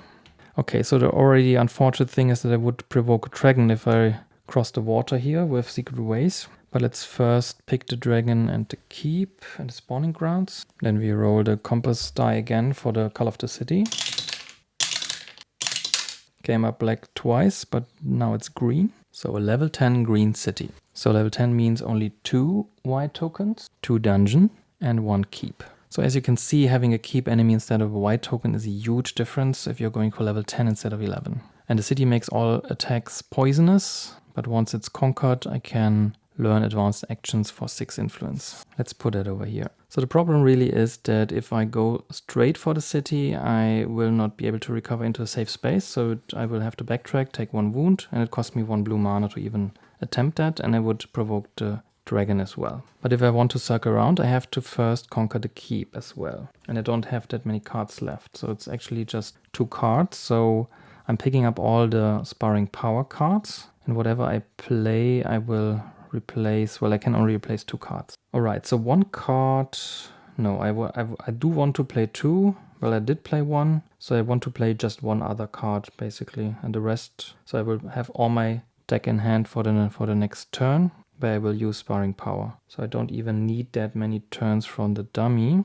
It seems I have 2 swiftness left. Well, it's somewhere at least in the stack of cards, which is good. Because together with the sorcerers and with expose, I will have a lot of range attack and I can remove fortification from enemies. But I do have a mana problem. But then again, the Endless Gem Pouch, if I break it, I have 1 of each basic color and the black. Together with the white crystal I still have. And the sorcerers, well, they don't get more range attack, but I could use them to get rid of resistances, but I might not have a green die. We will see. So the concentration is also still out somewhere, but I did use the mana draw, unfortunately. So how do we prepare here? I feel like the pouch we have to break. Otherwise we won't even have the black mana for the expose. We need a blue mana for passing through the lake. The dragons are a perfect example of why the Banner of Protection on the forests is such insane good pickup. Because they have 5 armor now with fire and ice resistance, so if I assign a dragon to them, they will just be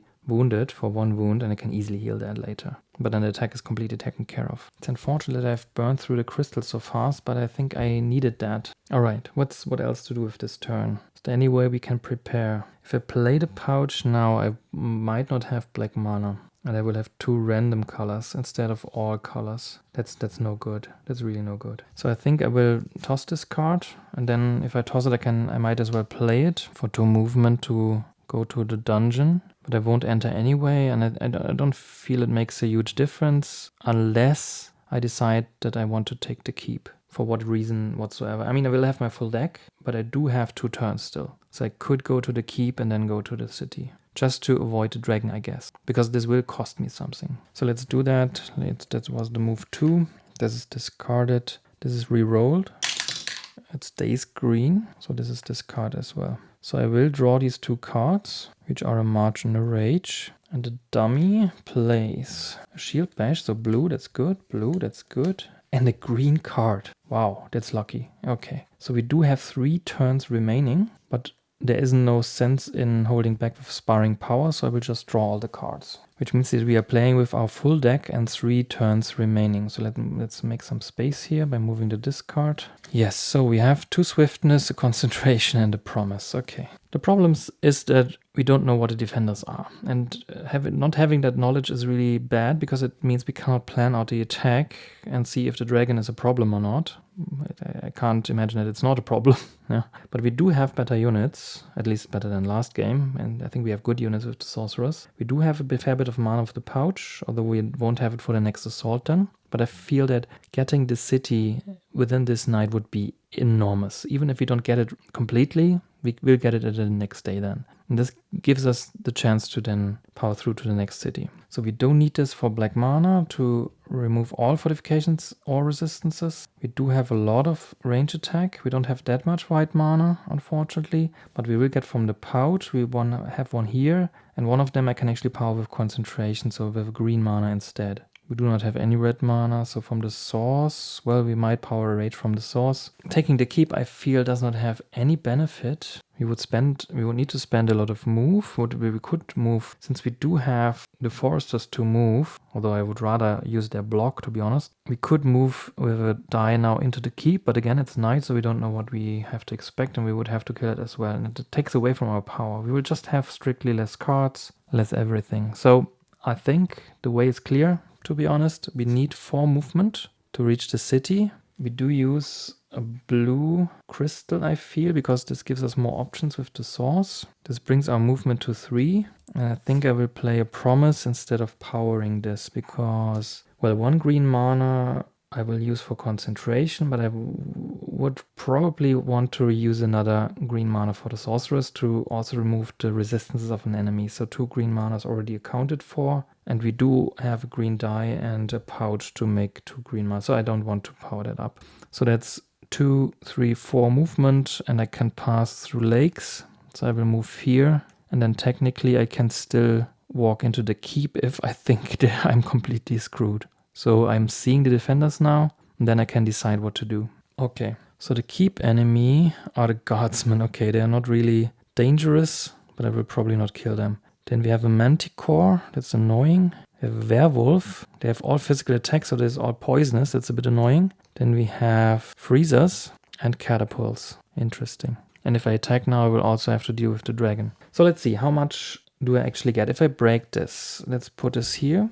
I get a mana token of each basic color, so also red and white. And then at night I will get a black mana as well. I will then definitely want to play Expose with the white and the black. This gives me range attack 3, and enemies lose all fortifications. They do not have relevant resistances anyway. I then want to get all the range attack I can muster, which would be a concentrated swiftness and a regular swiftness. So that's a green token and a white crystal. And I would spend the sorceress. So this would be 5, 8, 11, 14 range attack. 14 range attack could, for example, kill the Manticore. So I have 8 left. And that could, for example, kill the Freezers, because these are both hard to block. Well, the Manticore already has poisonous, so that's really not a big issue. But it has Assassinate, and I'm not at 4 armor yet. So the Freezers I could actually block with, even with the Sorcerers. If you have units with ice resistant, that's really, they're really easy to deal with. So let's continue with the mana distribution.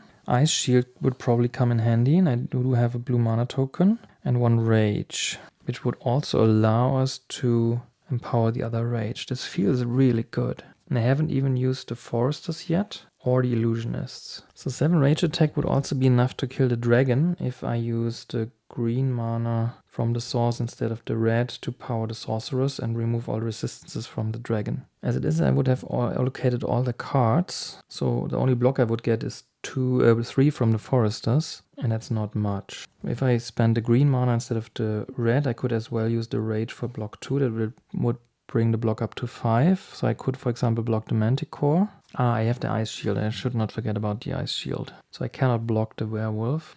So let's get back to the range attack. That's 9, 14. And I don't think I want to spend a white mana to prevent an attack. If I can get to 14 range attack, I should use that, because 11 will just not cut it. 11 could mean I can destroy these 2, and I would have to deal with the dragon and these tokens here. The elemental damage is not really a problem. For example, these 2 I could run into my units, but it doesn't feel right, to be honest. I think I'd rather destroy the dragon by using the green die from the source for the sorcerers. So there we are removing the resistances, and then we have 3 range attack from the sorcerers, 3 from mass expose. So there are 2 more needed. For example, this swiftness here, and then I would have 6. Yeah, so 3, 3, 1 more, which is 5 plus 2 is 7 more, but I would have to group the enemies. And I think if I remove the resistance first and then group, and the other enemy does not have the resistances, that it will not be inefficient. So I think I will also kill the Freezers. So these are dealt with. So the Ice Shield can reduce the armor by 3, and it will prevent 1 attack. So I probably want to prevent, well, as said, this attack is already poisonous anyway, and I will not assign it to anything else but me anyway. So maybe I should try to block the Werewolf, but I do have block 6 only if I use the Foresters. Since all are unfortified, I could actually use the Illusionist to prevent 1 attack, but I'm not sure if it's worth it. So how much attack will I have? I will have 6 attack from Rage, plus a reduction of 3. That doesn't even kill 2 enemies, that's the sad thing. So if I power the Rage instead, this will be 8 plus a reduction of 3, so it's kind of 11. That would be much better, to be honest. That would, for example, kill these 2, but then I couldn't kill the dragon with range attack. And I couldn't kill it at all, to be honest. Alright, so reducing an enemy armor by 3 and an attack of 4 brings us to 7 or 5. For example, these 2 cards would, if I block it, yeah, so that's not happening. They are both swift, that's the problem. So there might be a reason to kill them with range attack, so we don't need the concentration. Well, if I leave away the concentration, that I haven't tried yet. So Illusionist could feed the other swiftness, which would give me 12 range attack. For example, 5 and 7. Because this attack can just be blocked. That's actually good. So we would not need this here. We could use this here.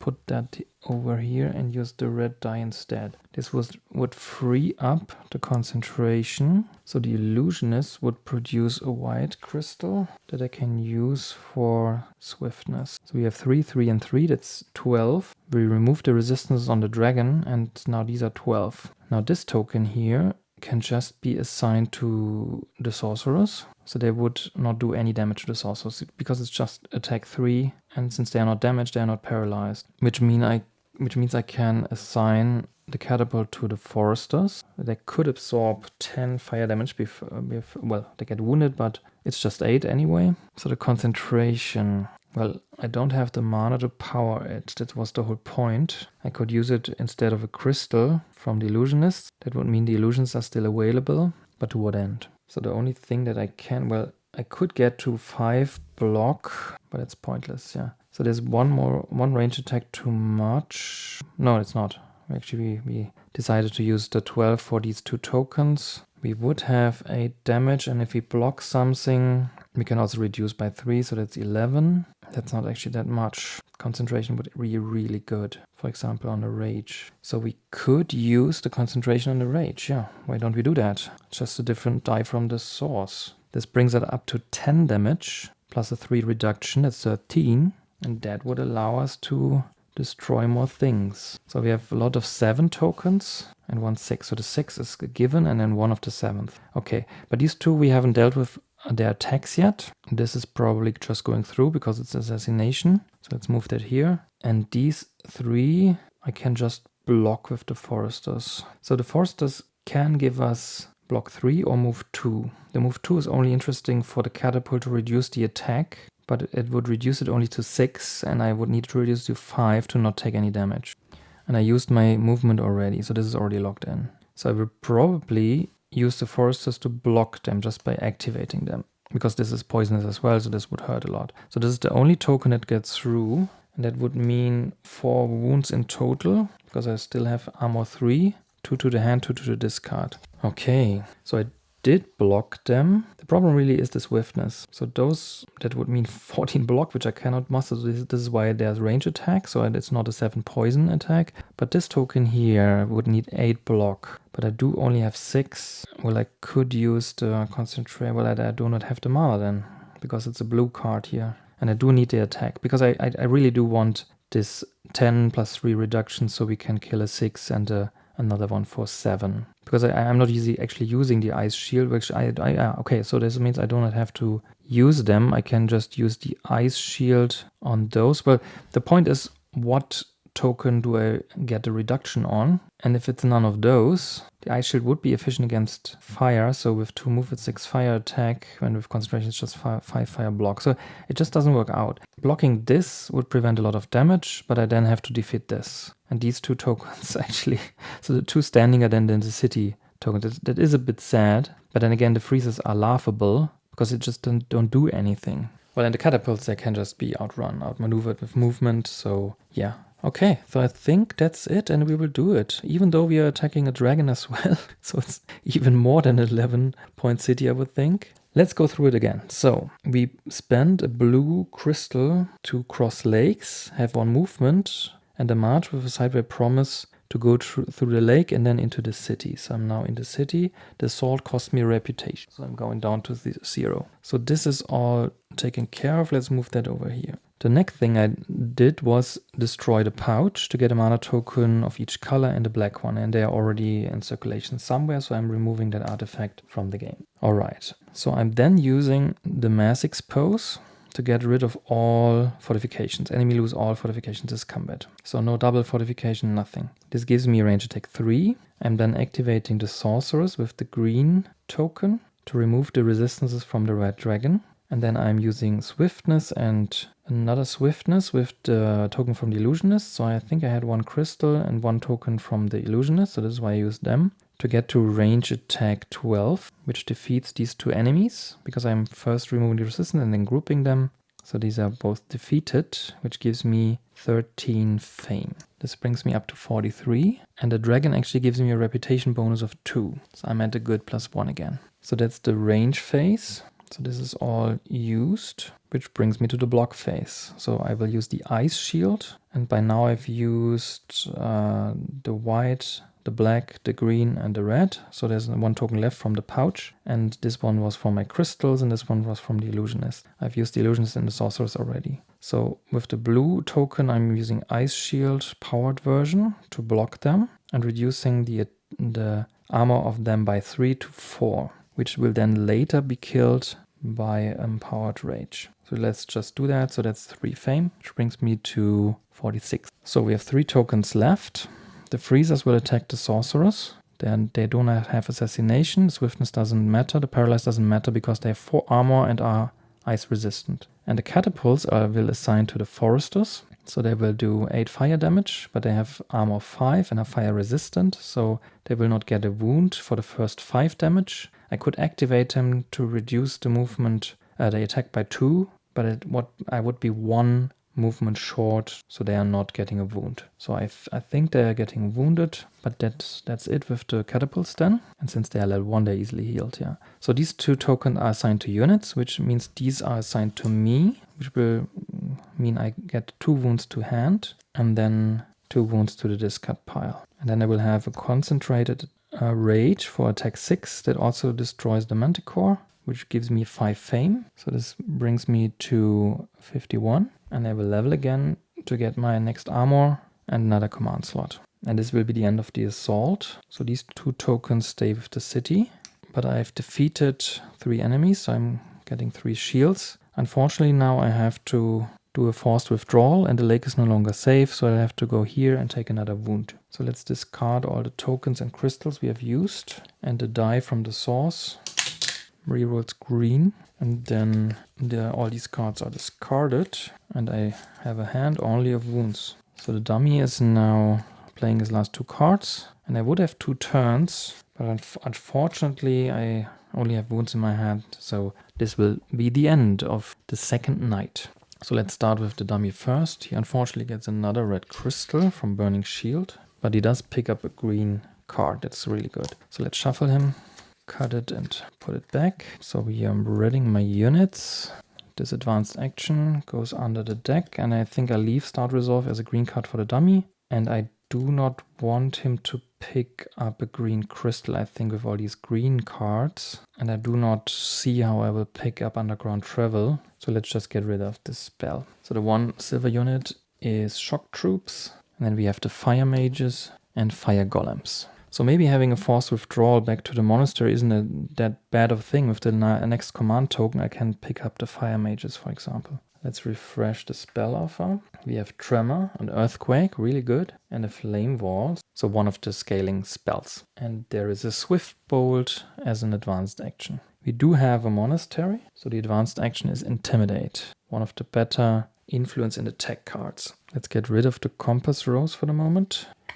But also get Burn the Tactics. I think that Sparring Power was really MVP here. So for the second night, with such a difficult attack, getting like 5 cards or something, that was really good. We will be able to take the Great Start. So let's just put that there. There's really no point in using the right moment if we are going earlier anyway.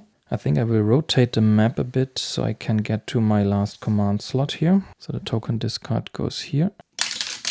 So I will go before the dummy in this day, but the source unfortunately comes up black, red and green. Okay, so we draw. Well, I have to shuffle first. Anything else? I think that's it actually. Oh, I did not level up. I did? Yeah, I forgot to... Okay, so I got that much fame. Let's see. I defeated the dragon, the werewolf, the guardsman and the manticore. And that's actually 21 fame. So since I'm now at 51, I was at 30. Yeah, so I skipped a level up. Ah, that's bad. So I already removed a green card to the dummy. So that was probably pathfinding. This we added quite early. Well, it was a green card, so pretty much has to be pathfinding. And we replaced it with Swift Bolt. So unless how do we do that? So I do not definitely... So Swift Bolt was not there.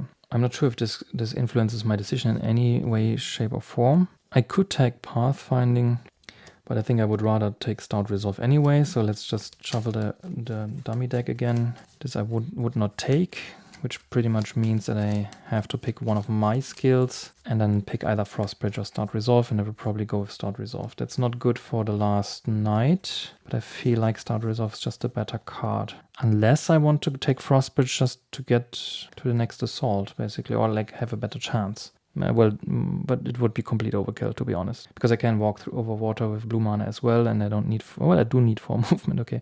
Well, let's see. We shuffle the dummy deck again. Let's see the skill choice. Oh, we didn't add another skill from the dummy. So this I Feel No Pain, where I can just discard a wound to get a card. So this would have been already an option for me now, but as said, I will probably not take Pathfinding just to get that skill. Let's see what Braevalar's skills bring us. So the choice is between Nature's Vengeance, which is the cooperative skill. We can reduce one attack of an enemy by 1, and the enemy gets cumbersome. And then I can do it again in the next turn, which is not... Well, I like the attack reductions, and the cumbersome is also nice, but I do not have that much movement, and having it twice doesn't mean much for me.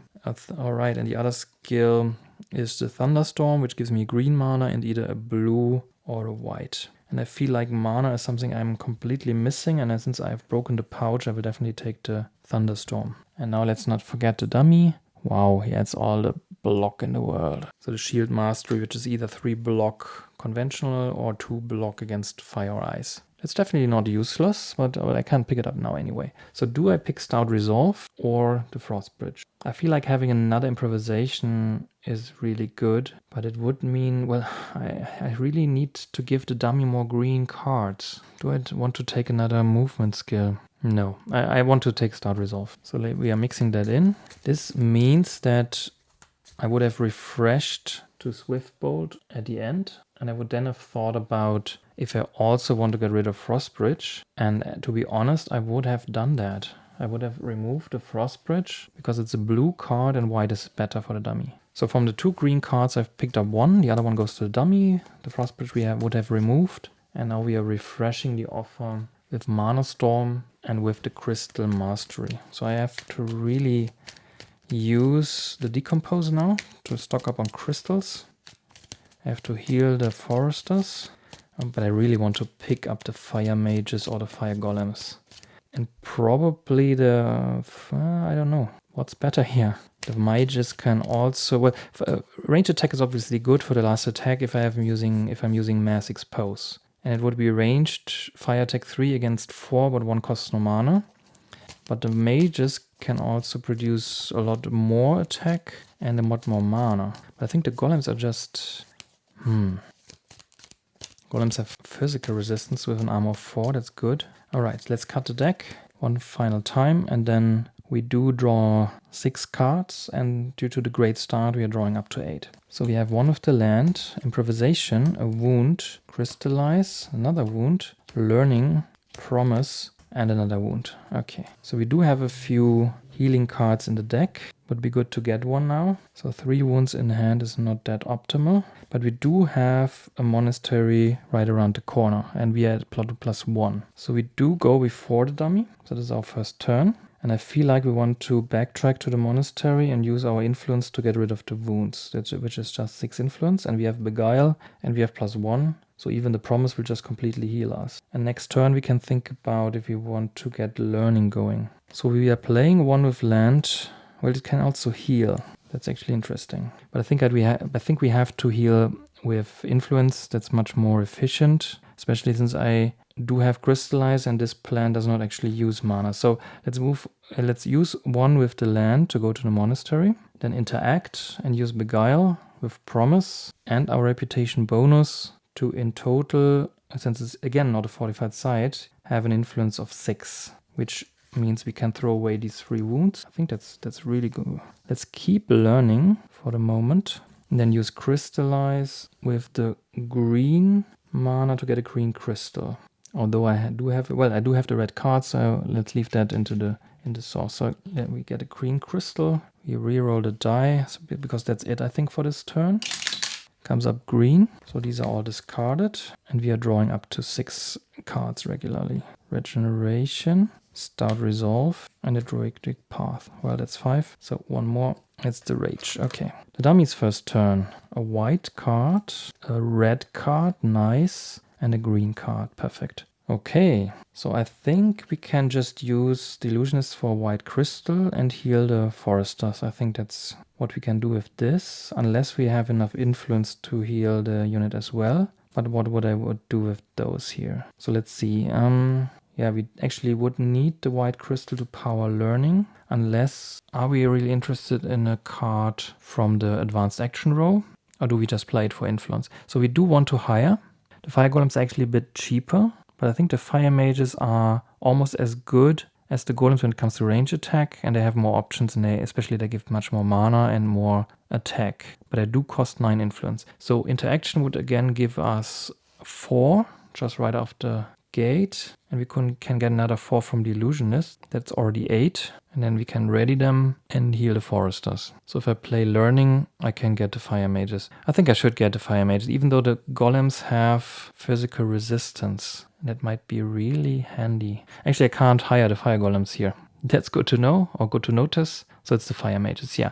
So let's do that. So we are playing the illusionists for influence 4. Then Beguile and Learning for another 5. That's 9, and the reputation is actually irrelevant, which means we can hire the fire mages in the monastery, put them into this command slot, and then we use regeneration to heal 1, because it's just level 1 unit. And then we throw away that wound and ready the illusionist, because we can ready a level 2 unit. So this goes to the discard. This is already used. We could do more if we wanted to. So for example, learn Intimidate, but I don't see it actually. Maybe we should either burn it down now or get going. I think burning down is actually not the worst idea, but the units we can't use, so it really depends on what we draw, I think.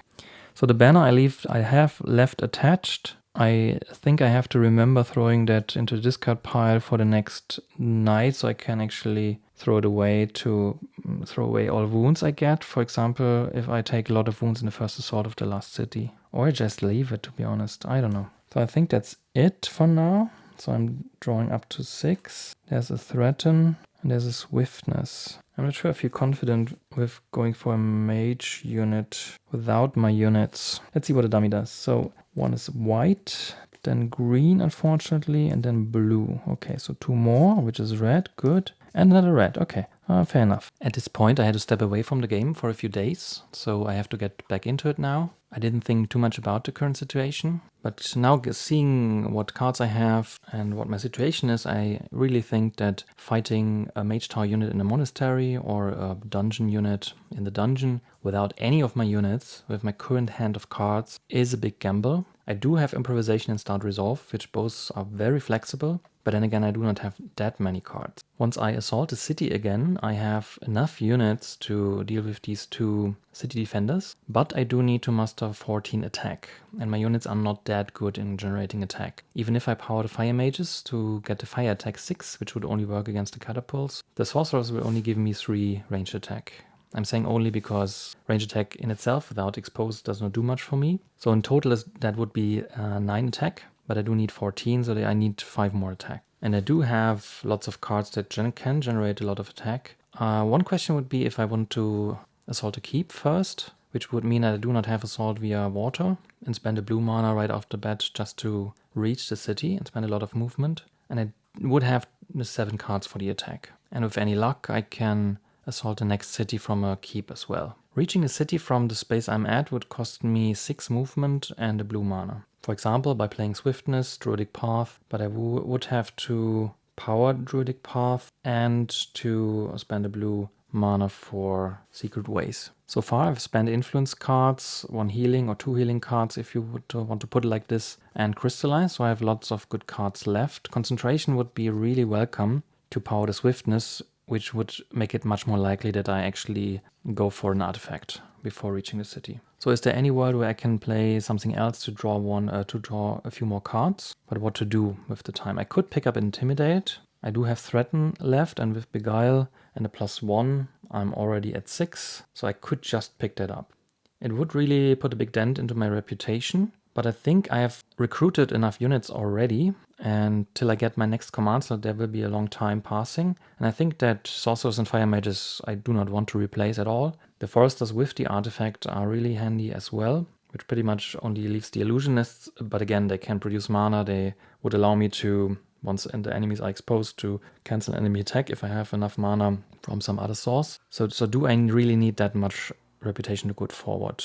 And if I take a penalty, for example, of -4 reputation, I would still be at 0. So maybe that's not the biggest concern at all, which would mean that Intimidate would be a card that can actually generate 7 attack with 1 red mana. That's a lot. That just kills one of the city enemies. So if I were to play Threaten now, using Beguile for the +3, because it's still an unfortified site, that's really the theme currently of the game, then I'm at 5. With the reputation bonus, I'm at 6, which is enough to learn Intimidate from the monastery. I would then only draw 1 card, and I think there's nothing else I can play sensibly because I have to stay here if I want to learn it. So this is my 3rd turn. I'm going before the dummy, and the dummy has played on average 4 cards with a deck that has already about 19 cards, I think. So there's a lot of cards left, and I have a big deck coming. So I feel like playing 1 turn slow might not be a bad move, just to improve my power. Influence 8, by the way, could even help me recruit something, even though I take the penalty hit. So I think Intimidate is really a good card for me. And depending on what I draw as a replacement, I might actually go for an artifact as well.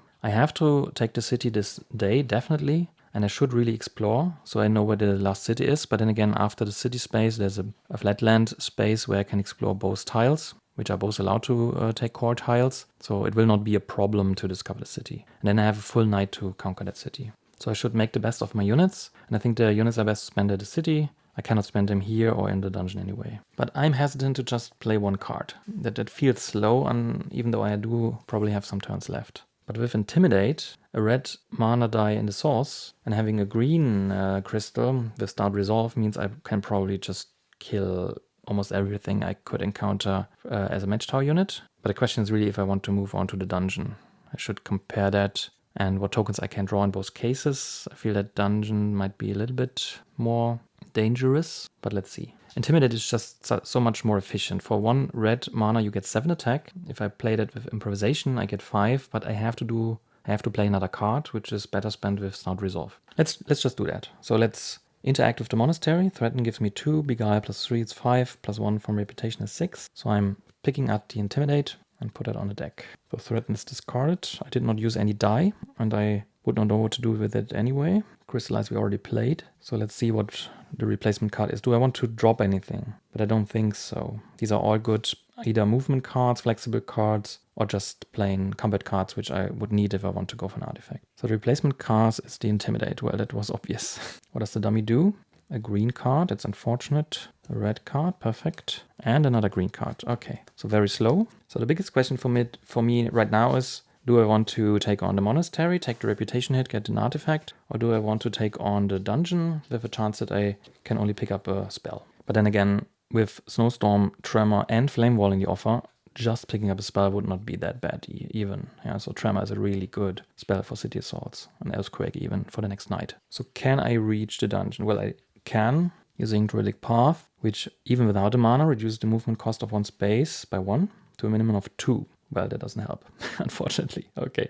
With Secret Ways, I'm already at movement 3, so I would need 1 more movement point to reach the dungeon. So with the current cards I have, to be honest, I would probably play the Improvisation sideways, because I will get my attack from Intimidate, and Start Resolve can do whatever Improvisation can. I have still a crystal to power that, because I do need, I do need the red die from the source for Intimidate, so I have to use the green crystal. There's an argument to be had to use the Swiftness instead, because I do not have access to white mana anyway, so it won't do anything for me currently. Well, I do have my skills, especially Thunderstorm, which could power the Swiftness with the white mana, and I would have a green mana token for Start Resolve, so I would not need to use any crystals, but I would still use the red die from the source. I could use Thunderstorm right away to power a Druidic Path, but it doesn't sound efficient as well. So yeah, I think I'm sticking with using Improvisation to play sideways. If anything, I will be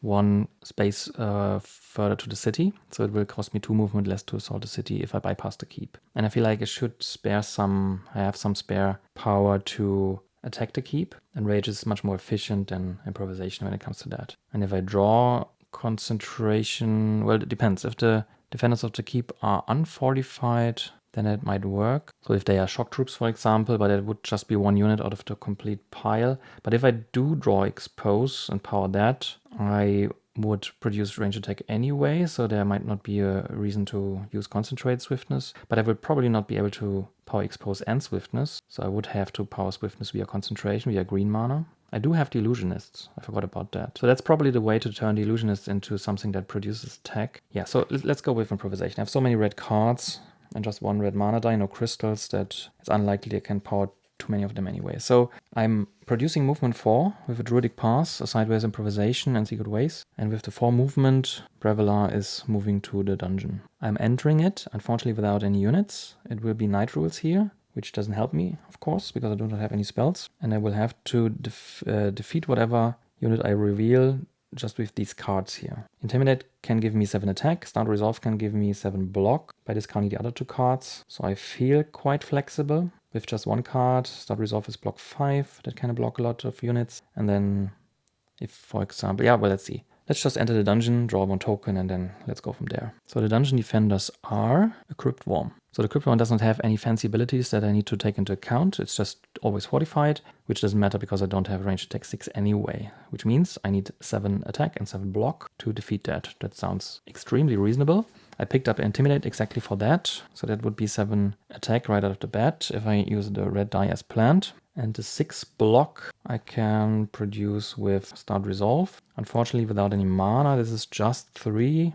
With the Rage, that's 5. So I'm missing 1 block. So I feel I do have to spend mana here. Let's quickly think about if it makes any difference if I use the green die to power Start Resolve. So I've already 3 block, and whatever I discard gives me 2 extra, which does not help at all, because the first card will bring me up to 5, which the Rage can do anyway. And I would have to come up with 6 attack, and Intimidate without powering it only gives 3. So that's extremely worse. So no. So the green die will not help. If I play the Thunderstorm now, I can power Start Resolve and Swiftness. Does that change anything? Well, yes, it would, kind of, because it can mean that Swiftness and Intimidate. Swiftness with the white mana from Thunderstorm, Intimidate without any help from the source is 6 damage, which would kill the Crypt Worm. And the green mana would power Start Resolve. So it's attack 3. But again, I'm lacking the cards. So that would be a block 5 again, so I'm 1 short. I do not have healing, so taking the wounds, which would be 2 with armor 4 against the Crypt Worm,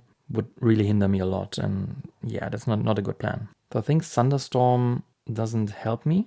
It's really the power of Intimidate. That's why I picked up the card, that the card alone can defeat the enemy with 7 attack. And I need to die from the source then, which means that I have to play Start Resolve in the powered version with a green crystal. That brings my block up to 7. So it's 7 block and 7 attack. It's 1 wasted on both, but yeah, what can you do? Alright, so let's replay that one more time. I've played the Druidic Pass with Secret Ways and a sideways improvisation to get 4 movement to move from the monastery to the tomb, to the dungeon. I enter the dungeon, discover a Crypt Worm in the block phase. I'm using a green crystal to power Start Resolve to get 3 block. I'm discarding Rage to up it to 5 and discarding Swiftness to up it to 7. I could play the Rage for block as well, but it doesn't matter, obviously, so the Crypt Worm is blocked. And then I'm powering the Intimidate with the red die from the source, which means I get 7 attack, which defeats the Crypt Worm. So let's do that first. That's 5 Fame, which brings me up to 56, and the token is discarded. And the Intimidate gives me -2 reputation at the end of my turn, so I'm going back to 0 bonus. But I think there's a big buffer still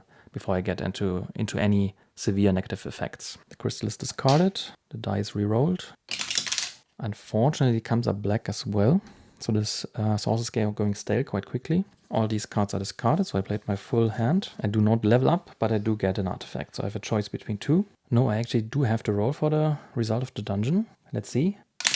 And it comes up black, so no artifact for me. Okay, so I do have to decide on the spell.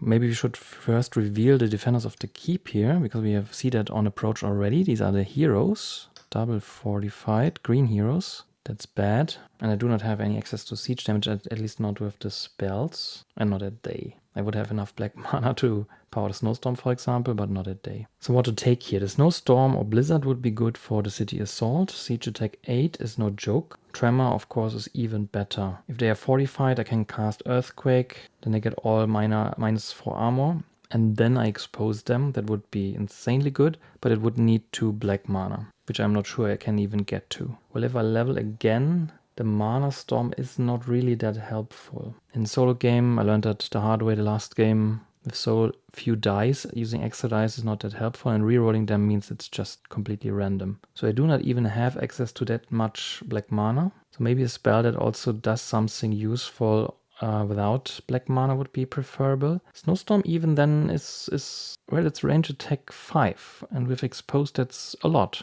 Then again, if Exposed is at the bottom of my deck, this will make the last City Assault really painful. Flame Wall is a scaling spell, but again I have to power it for the scaling effect, and it would not help at all with getting rid of tokens from range. So I think range Ice Attack 5 is much better. Well, I do have to hope for Expose not being at the bottom of the deck. I do have the Sorcerers, but it only helps with 1 unit. Maybe there's one other unit or so that's unfortified always, but again, I should not count on that. And Blizzard would give me the chance to play Siege Attack if I do not get my hands on Expose. Tremor would then give the dummy a green crystal unless I remove it as well and give him a red one. That's a good idea, I guess. The dummy will probably pick up a white card, which is fair enough, I think. And as said, the Mana Storm is not really that useful to me, so if I level, I probably take the Swift Bolt, which is another range attack 4. So let's take the Snowstorm, even though it does not really help with the heroes at all, but let's see what hand I draw, and if I actually want to take the keep then at all. So let's take the Snowstorm as a reward.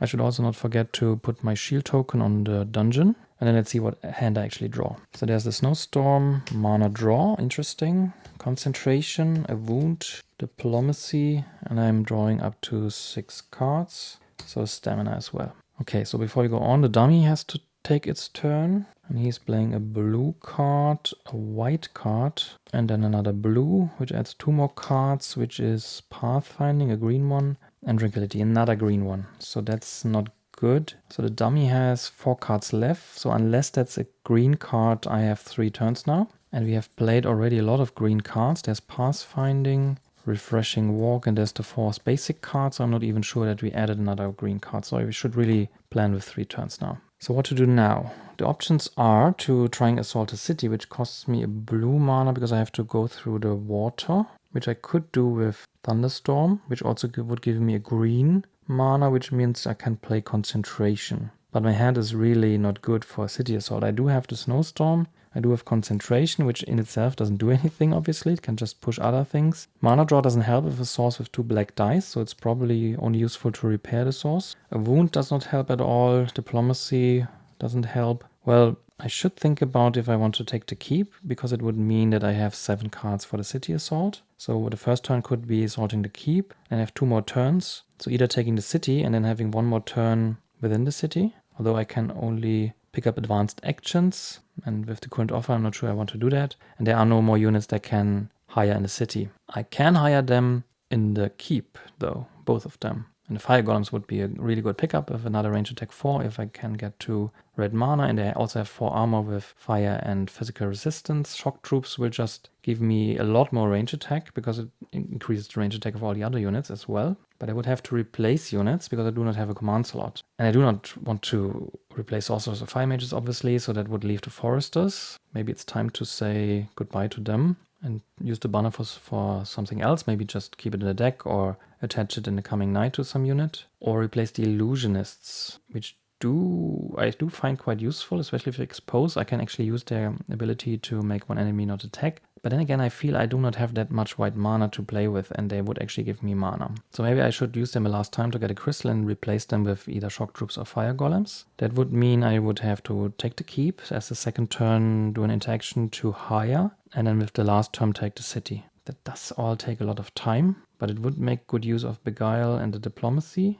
I do not think I have any other influence cards still in the deck.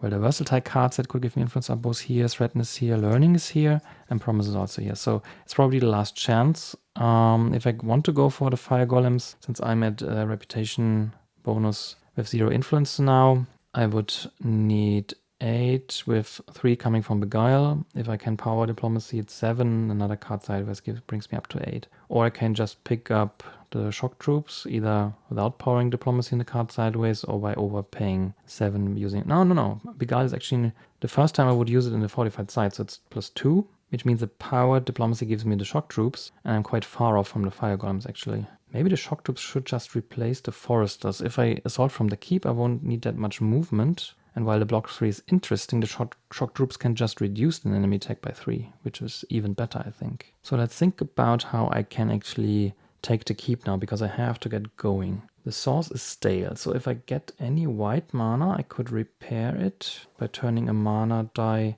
to any color I want. So I could power it, for example, with concentration. I could also do it with the illusionists, but I really want that crystal. If I power it with the thunderstorm, then I would have a green token that I can't really use unless I use concentrate. So the snowstorm would really be good for the city assault if I draw exposed. If not, it's kind of useless. Because my thinking here is that I could use stamina and snowstorm now to just kill the heroes. Then I would use this combination to put one black die to blue. The rest of the cards are not really useful, and they have to block the heroes unless I want to take some damage. The foresters could block one of the attacks, but then I would need block 5, which I do not have. Unless I'm using the fire mages, but I do not have access to red mana. And since they are fortified, illusionists won't help at all. I already have a wound in hand, which I have no plan what to do with. And I can't spend all the units because I still want to take the city. I just noticed that I did not refresh the spell offer. Let's just do that before it gets out of hand here. So meditation is the replacement spell.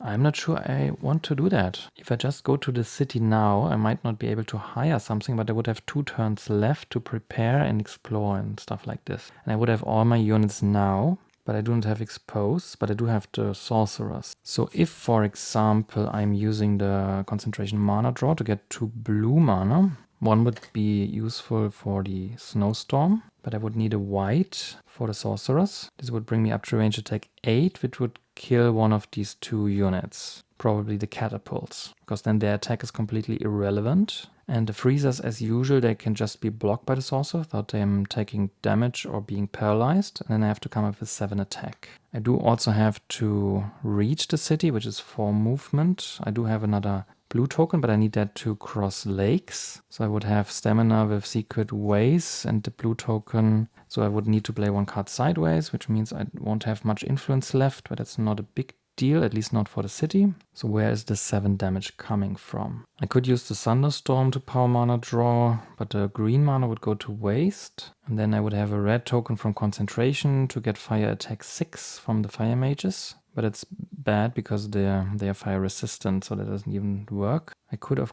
course, use my ice range attack and the sorcerers to kill the freezers. But then I would have to deal with the 8 fire attack from the catapult, assigning them to the fire mages, sorcerers, or the foresters. Well, to the foresters as usual, because they have an armor of 5, so they would get 1 wound. After absorbing 5 damage, the other 3 would wound them, but they are level 1, so I can easily heal them. And I will need my tranquility anyway. There's a green die in the source. So if you do that the other way around, the freezers would be dead, and I have to defeat the catapults, but it's again at 7. And I can only produce 6 fire attack from the fire mages, so I'm still lacking 1 damage. So the problem is really that I do have this wound in hand, which is completely useless, and the keep would allow me to draw more. It's unfortunate that there's really no target for concentration at all in my hand, because I don't need that much movement, and everything else cannot be supported anyway, so it's only the option to produce mana. But I could use the fire block 6 to block the attack of the heroes, use the foresters to block the attack 3,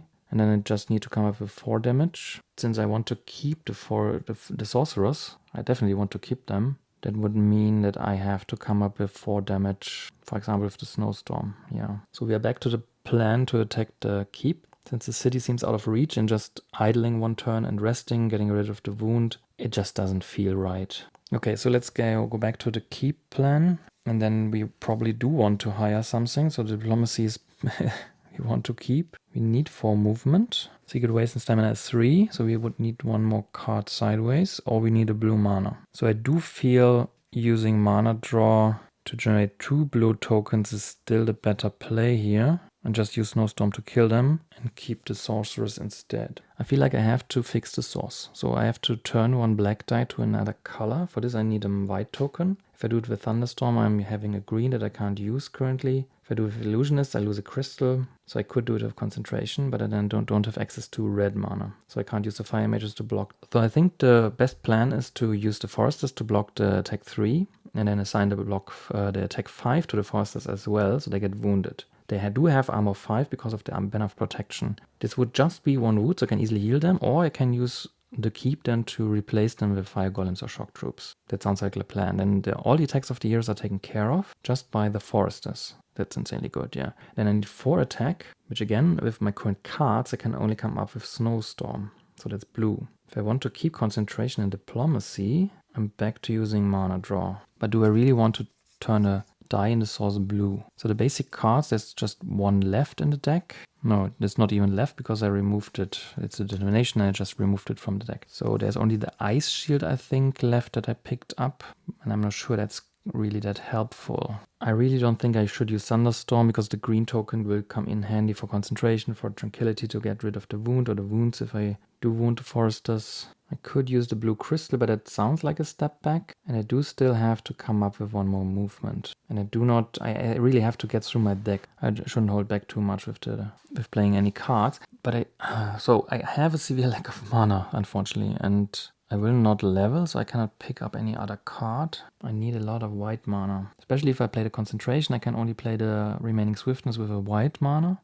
This has to come from somewhere. The same goes for the expose. So I should probably turn something white in the source, but maybe I have to keep mana draw until the city assault. That's painful, yeah. So I think mana draw will be good or I need it for the city assault to power expose and swiftness, which means I might not be able to power diplomacy. Beguile will only give me 2 influence in the fortified side, so I'm with an unpowered diplomacy, I'm at 4, so I'm still missing 2 for the shock troops even. But I could use the illusionist, but again, less white mana then. But I definitely want to have the thunderstorm then available later. Screw it, I will just go through my deck now. I think that's the best course of action here. Just play the diplomacy sideways with the stamina and secret ways to get movement 4. Braevalar then assaults the keep. Defenders are the green heroes. The assault brings me down to the dead center of the reputation track, so I'm still at 0. I will then assign the heroes attacks, so 1 is blocked with block 3 from the foresters.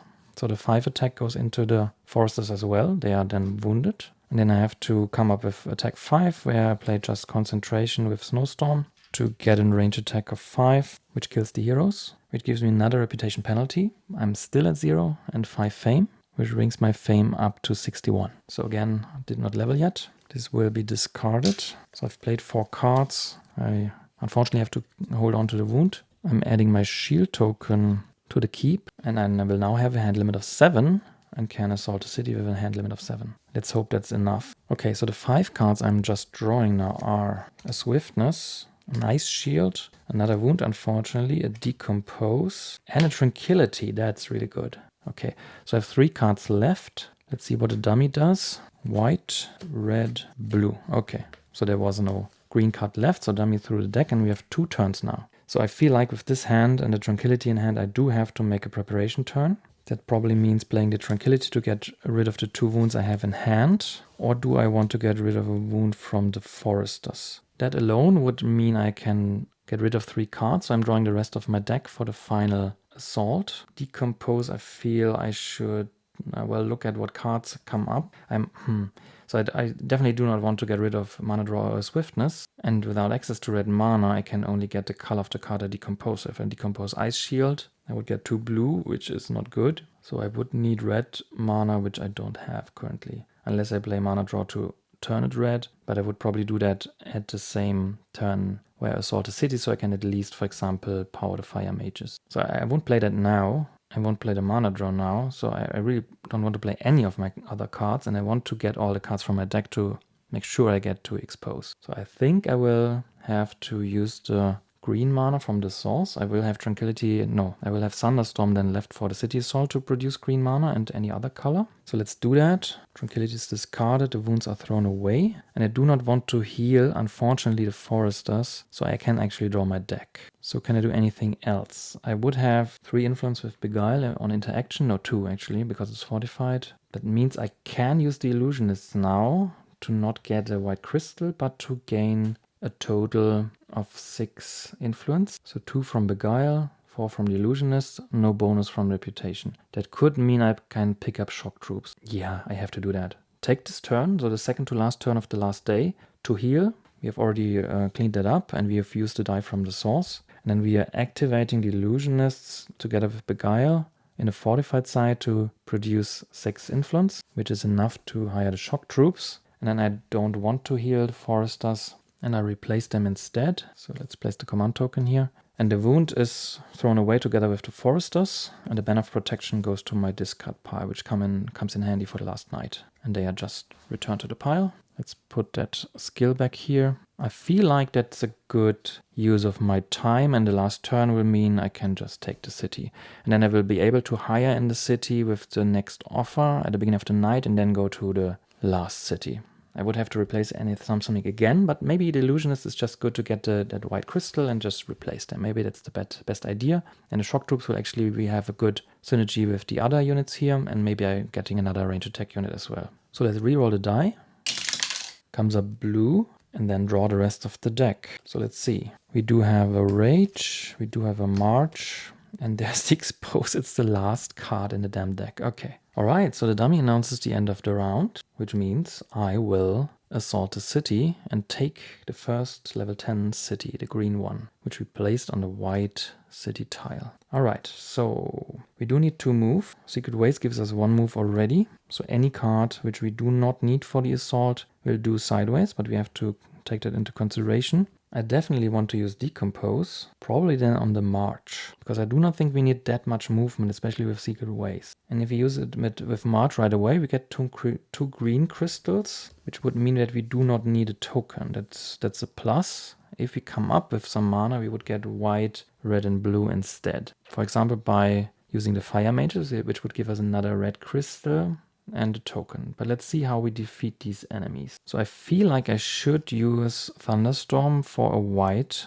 token to play with mana draw. This would then give us 2 white tokens if we turn a black die to white, which can power Expose and Swiftness. And since we did not actually use a token from the source den yet, we could just use a black die for Massix. No, we can't because it's day. I'm stupid. Okay, so so the regular Expose just targets one enemy, which means one of them will lose all fortifications, and we would have range attack 2. Together with the Fire Mages and the Sorcerers, we would have range attack 8. That kills one of the enemies. With the Shock Troops, that's another 3 range attack because they give us 1, and Sorcerers and Fire Mages would have a range attack 4, which brings the total up to 11. And if I then power the Swiftness as well, we would be at 14, which is enough to kill them both if we can power that all, because we would need to power the Sorceress to also remove the fortifications of the other token. So Expose removes it of 1, Sorceress from the other, but it's 2 white mana already.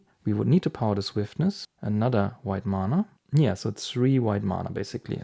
2 we get from the mana draw, and we did use the Illusionists already. That means we would need 1 more token from somewhere. We could get this from Decompose if we power it. But maybe I'm thinking far too complicated. I think I am, because I do have a Rage sitting there, and the Freezers, I can just bump them into the Sorcerers. They won't take any damage, they are not paralyzed, which means I can just defeat them with a regular attack of 7. But I do have to come up with 7 attack. Okay, but let's see. If I use Expose to get range attack 2 and the Shock Troops for 3, and then I need 4 more to kill one of these tokens, which loses all fortifications. That would be the Sorcerers without any mana. So 1 the Shock Troops, 4 from the Sorcerers, 2 from Expose, that's 7. That would leave the Fire Mages open. As said, in the attack phase I could bump the Freezers into the Sorcerers, and I need 7 attack. Since all the attacks of enemies are increased by 1, activating the Fire Mages with a red mana would be fire attack, that's bad. Thunderstorm gives me a green mana. That doesn't do anything unless I'm using March to get move 4. And I will probably do that in the combat to reduce the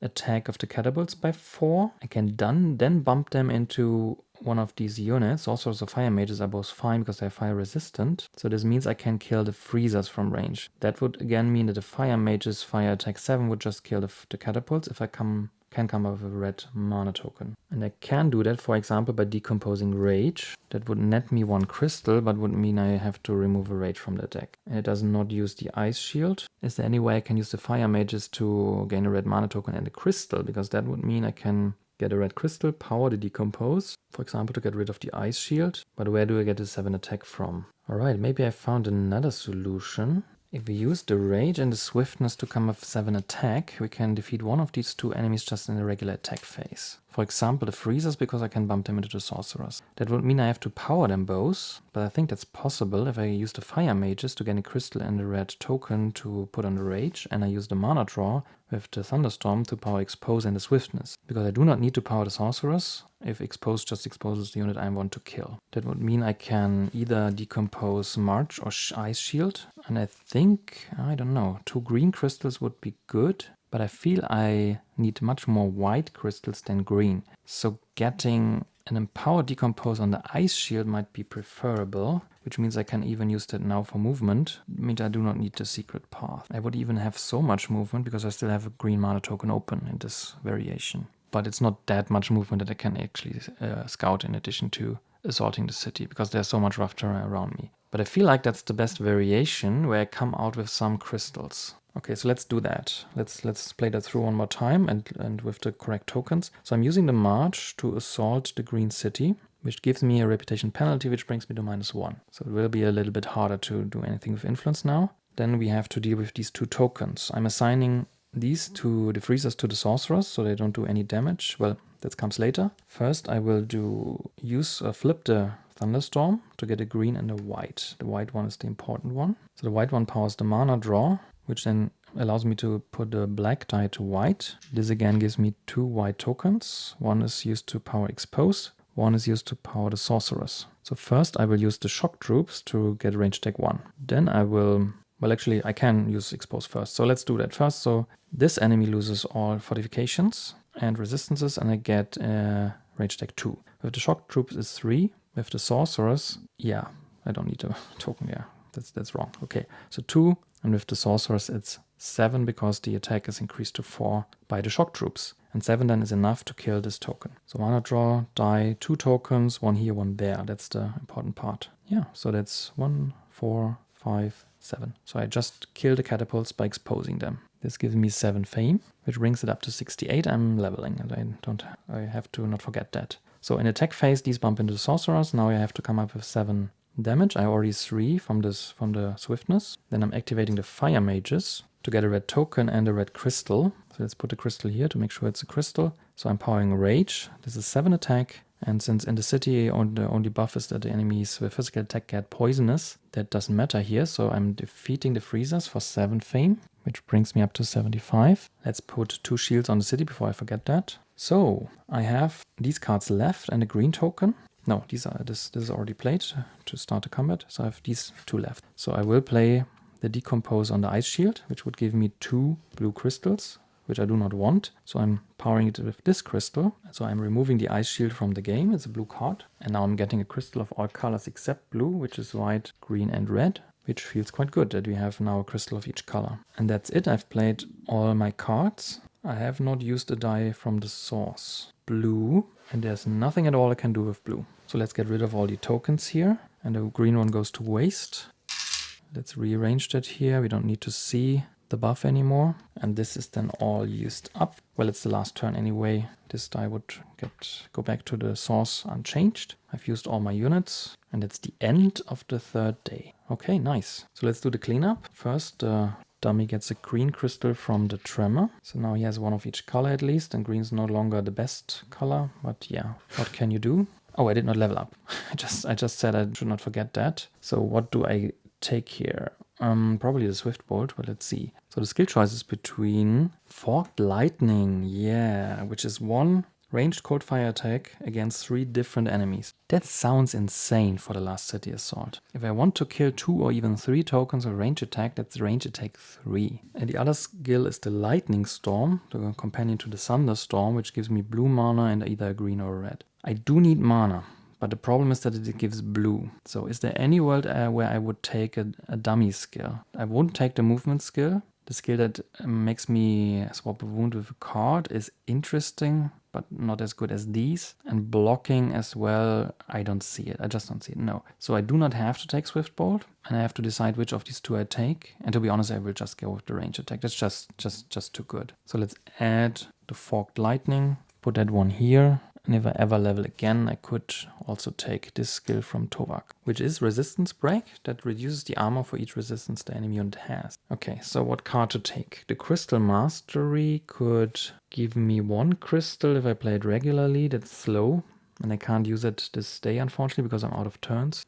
Or I can spend all my crystals twice. That is interesting for the city assault, but then again, I really want to make the first assault count and not plan too much for a second one, which I hope is then trivial anyway. I mean, we assaulted the first site with a dragon, with an additional dragon, which I don't plan to do again. And we do have so many good units by now that I hope this will not be a big challenge. And the Swift Bolt is just range attack, and if nothing else, it's white mana. Yeah, I take the Swift Bolt. All right, so we should refresh it first. There's a ritual attack. And now we are at the end of round. I already added a crystal, a green one, for the spell I removed to the dummy, and he will get now the Mana Storm. And now all dummy considerations are irrelevant, and I will just think about what cards do I want to see there and which not. For example, for learning. I think I will get rid of the Flame Wall just to see more spells, and I think the same I can say for the Crystal Mastery just to see more advanced actions. So in the spell offer we have Space and Time Bending, and the Mana Bolt or Mana Thunderbolt. That's a really good skill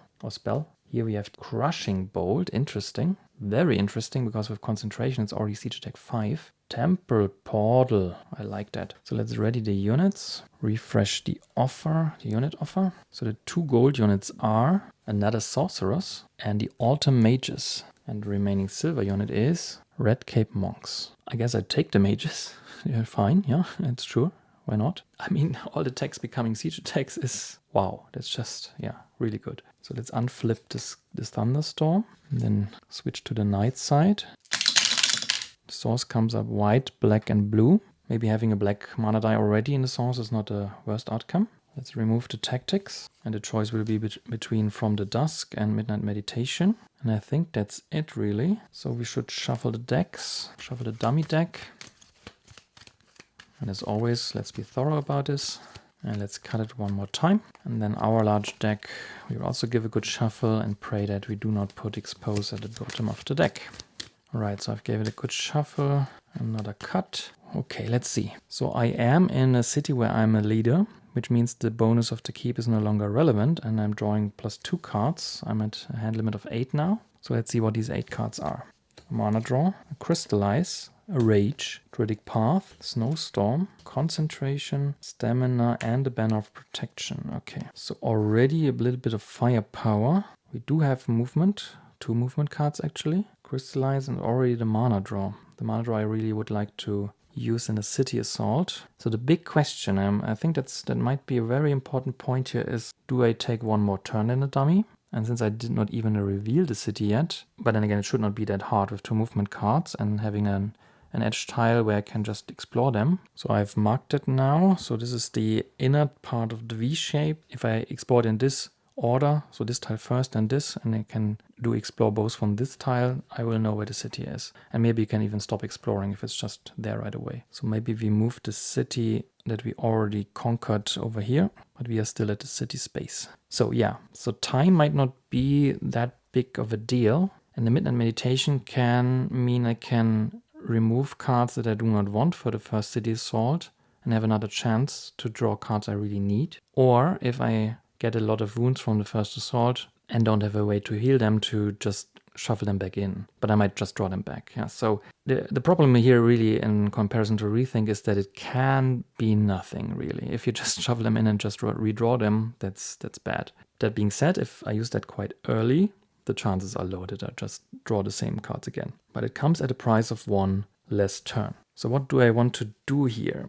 I think I would like to hire the Autumn Mages. They do cost 12 influence, and since I'm at a fortified side, I only get 2 from Beguile, and Reputation track will just subtract 1 from me, so I'm at 1 plus 1. The Illusionist can give me 4, that would put me up to 5, so I'm 7, missing 7. And Learning, for example, I think gives 6 if powered, so there's just 1 influence left. But I do not have the necessary cards yet. I would be content with the Sorcerers, to be honest, but they can't hire them.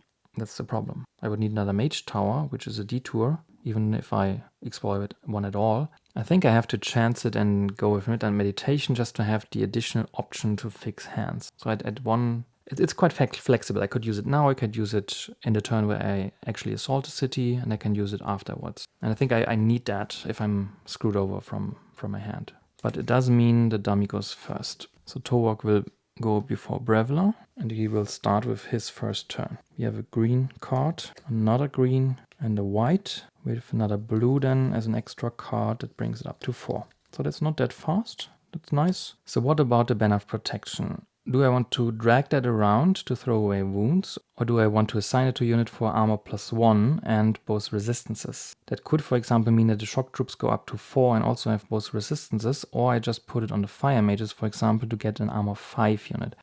Sometimes 5 is just like, well, if the unit has a 5 attack, or if it has a 10 attack or a 9 attack or something like that, then the 5 comes in really, really handy. If I would have had a chance to get to the fire golems with the physical resistance, bring it up to 5 and giving it all resistance basically, that would have been insanely good. But I feel like I have to see more cards of the deck, so I should really assign that now. And I did pick up Midnight Meditation that might help with wounds. And I do have healing cards in my deck that even ready units, so I'm not that worried about wounds, and I can just resting turn if necessary. But I think I will attach it to the shock troops because they don't have any resistance at all, and so they might come in handy and help with blocking something. So I could use a lot of range attack and then use all my units to block. And the more protection they have, the better. So I'm not sure if it's worth it to give the fire mages a +1 and ice resistance instead of having another armor 4 troop with 2 resistances. I might regret that, but let's do that. So that's one card played.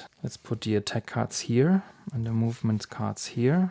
Concentration I probably want to keep as well as mana draw. So these are already cards I might want for the assault. So let's see, I would need 4 movement to start exploring, and depending on the outcome I would need another 2 movement. So that's pretty much the stamina with the die from the source, but it would be quite slow. What I'm thinking about here is to use Thunderstorm and crystallize the green token and use the blue to also power something. But I can decide that afterwards. I think that's the play here. After revealing, I will probably move into position anyway, or use another movement card to reveal another tile, and then I can do the Thunderstorm powering another movement card and crystallize. First go for the regular stamina powered to movement 4. Braevalar will then leave the city, unfortunately, without hiring anything. But again, I'm currently at 5 with the Illusionist, and I don't have any cards. I'm not sure I just want to gamble Midnight Meditation. That doesn't sound like a good play. I have to go forward. So let's move here and explore this tile. So we can put the compass rose on this tile here. So this will be the core tile we explore. Let's roll. Comes up golden, so we are not rotating it at all. And it's a city. Okay. So without rotating it, it will be this placement. Let's roll for the color of the city. Gold. And red. So it stays red. And we also have 2 dragons. So unfortunately, if I would want to attack the city right away, I would again have to kill another dragon, a lava dragon this time. I do have my blizzard, which would be ranged, siege ice attack 8, which would just kill it. So it might be something to think about. And, a mine, which might be interesting actually. If I move there and then assault, would have 1 more red token. Yeah, why not? So the red city at level 10, it's 2 dungeon enemies. Then it's a mage tower unit, and finally 2 white enemies. And again, having 1 more dungeon enemy instead of a white one can make it a lot easier. If you are exposing, for example, and then you have something like a Medusa, which does not have any defenses to speak of, range attack will just kill it. And instead you could get Autumn Guardsman or Grim Legionnaire or something like that. Okay, and the enemies with physical attack are brutal. Okay, so do I go on? And I think I should actually to keep the momentum. But if I want to go to the mine, for example, that would be another movement 6. I did not use the secret ways yet. And with the druidic path, I can actually reduce the movement requirement as well. So if I would power that, for example, using the Thunderstorm, I would get movement 4, 5, and I could reduce the movement of one of these terrain types by 1 permanently. Well, not permanently, but for this turn, which would mean that I could actually reach the mine. Then I would get a red crystal and could attack without having to deal with the dragon. An alternative play would be to just go with the druidic path and the secret ways to the desert. I would not even need the the secret ways, because the druidic path can just reduce the movement speed of this space by 1, and then play the snowstorm, for example, to kill the dragon. that would mean I would level and I would get another hand limit. So another card. What to do, what to do. If I'm not powering this, I could just look at the defenders. Then I know what I'm up against and then can plan from there. But I could not move on to the mine because I did not empower the druidic path. What I like about this play with crystallize that I can get through my deck a bit quicker. I have already so many cards I want to keep that if I also keep these kinds of cards, I'm not seeing any cards basically. And since the source is not showing red, I do have a rage and I do want to use the fire mages. Maybe I do not want to use them for fire attack, but ranged attack to get off the shock troops. I wouldn't need expose for that unless I'm using the sorcerers again. Having a hand limit will also bring me faster through the deck. But I would waste a snowstorm. And why would I do that if I'm already at the city? So even if I do not have expose, I think with the sorcerers and snowstorm I have good chances to defeat stuff. Yeah, I think that settles it. I will, so this is already locked in because and it's already 2 for the planes and 2 for the reveal. But I do then flip the thunderstorm to get a blue and a green. It's a bit sad that I don't get white, but yeah, what can you do? So blue and green. I have to take the blue for the druidic path, so the green goes to crystallize. So this goes to my store of crystals, to my bag. This is discarded. And this brings my movement up to 4, plus 1 is 5, and I reduce the move cost of either deserts or hillsides by 1. So moving here and then there only costs me, I will probably, I think it doesn't matter at all if what I'm thinking about is if I step here, I might not even move there or to the mine. But I think it doesn't matter because I have to decide if I want to power it first. I will have 4 movement with a reduction of 1, so I would have 1 movement left, or even 2 left. If I reduce the desert by 1, it's only costing 2. I have 4, so it's 2 left. With the secret ways, I could move on or I could leave it. So let's reduce the movement cost of the desert. Actually, if I stay there, I could reveal as a compensation because I do have movement points over. And again, I wouldn't even need that. Okay, so let's put it away for a second. Let's power druidic pass with the token we got from Thunderstorm for movement 4. And let's say that desert is reduced by 1 and it's night, so it's 2 movement. So I'm moving here for 2. I have 2 movement left and I'm locking that in and revealing the defenders. So let's move that. Maybe let's leave that here, but let's do the tokens here. The dungeon enemies are a Hydra and a Shadow. Interesting. It is elusive, unfortunately, and arcane immune. But can I really block that? I'm not sure. Mage Tower unit, some ice mages. And finally the city units, which are freezers again, okay. And catapults, okay. So I would count myself lucky with these city enemies here. 2 times freezers, which I can just bump into my units, and 2 times catapults, which do a lot of damage, but they are cumbersome and yeah, they do not have that much armor or resistances. Okay, unfortunately they are all fortified, so there are no always unfortified units, which means that I will only be able to kill 1 enemy with range attack using the sorceress and 1 with the blizzard, unless I draw expose. Now seeing these enemies, I would probably better have assigned the banner to the fire mages because then I could block the ice mages with the fire mages. I could block the shadow just with the sorcerers. They are cold fire resistant, so to speak. But then I couldn't bump the freezers into anything. So as it is, I could use the shock troops or the sorcerers. I can use the shock troops for the freezers. I can use the sorcerers for the shadow. But then again, well, it's already good. I mean, if these 2 are blocked, that probably means that I would kill any of those with range attack.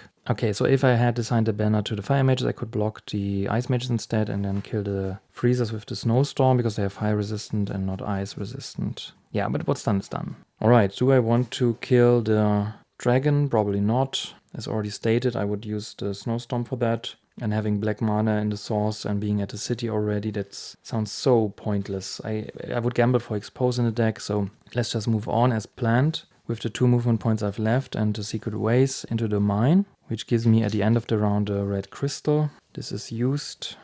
I already got the crystal from Crystallize, so let's put that back. This die will be re-rolled. The movement cards are all used. I'm no longer in the vicinity of any supply line. That's unfortunate, so I will only have 6 cards. That would be the one thing that makes me consider killing the dragon. But let's see what I can do with these 6 cards. Let's reroll die. Also comes up black.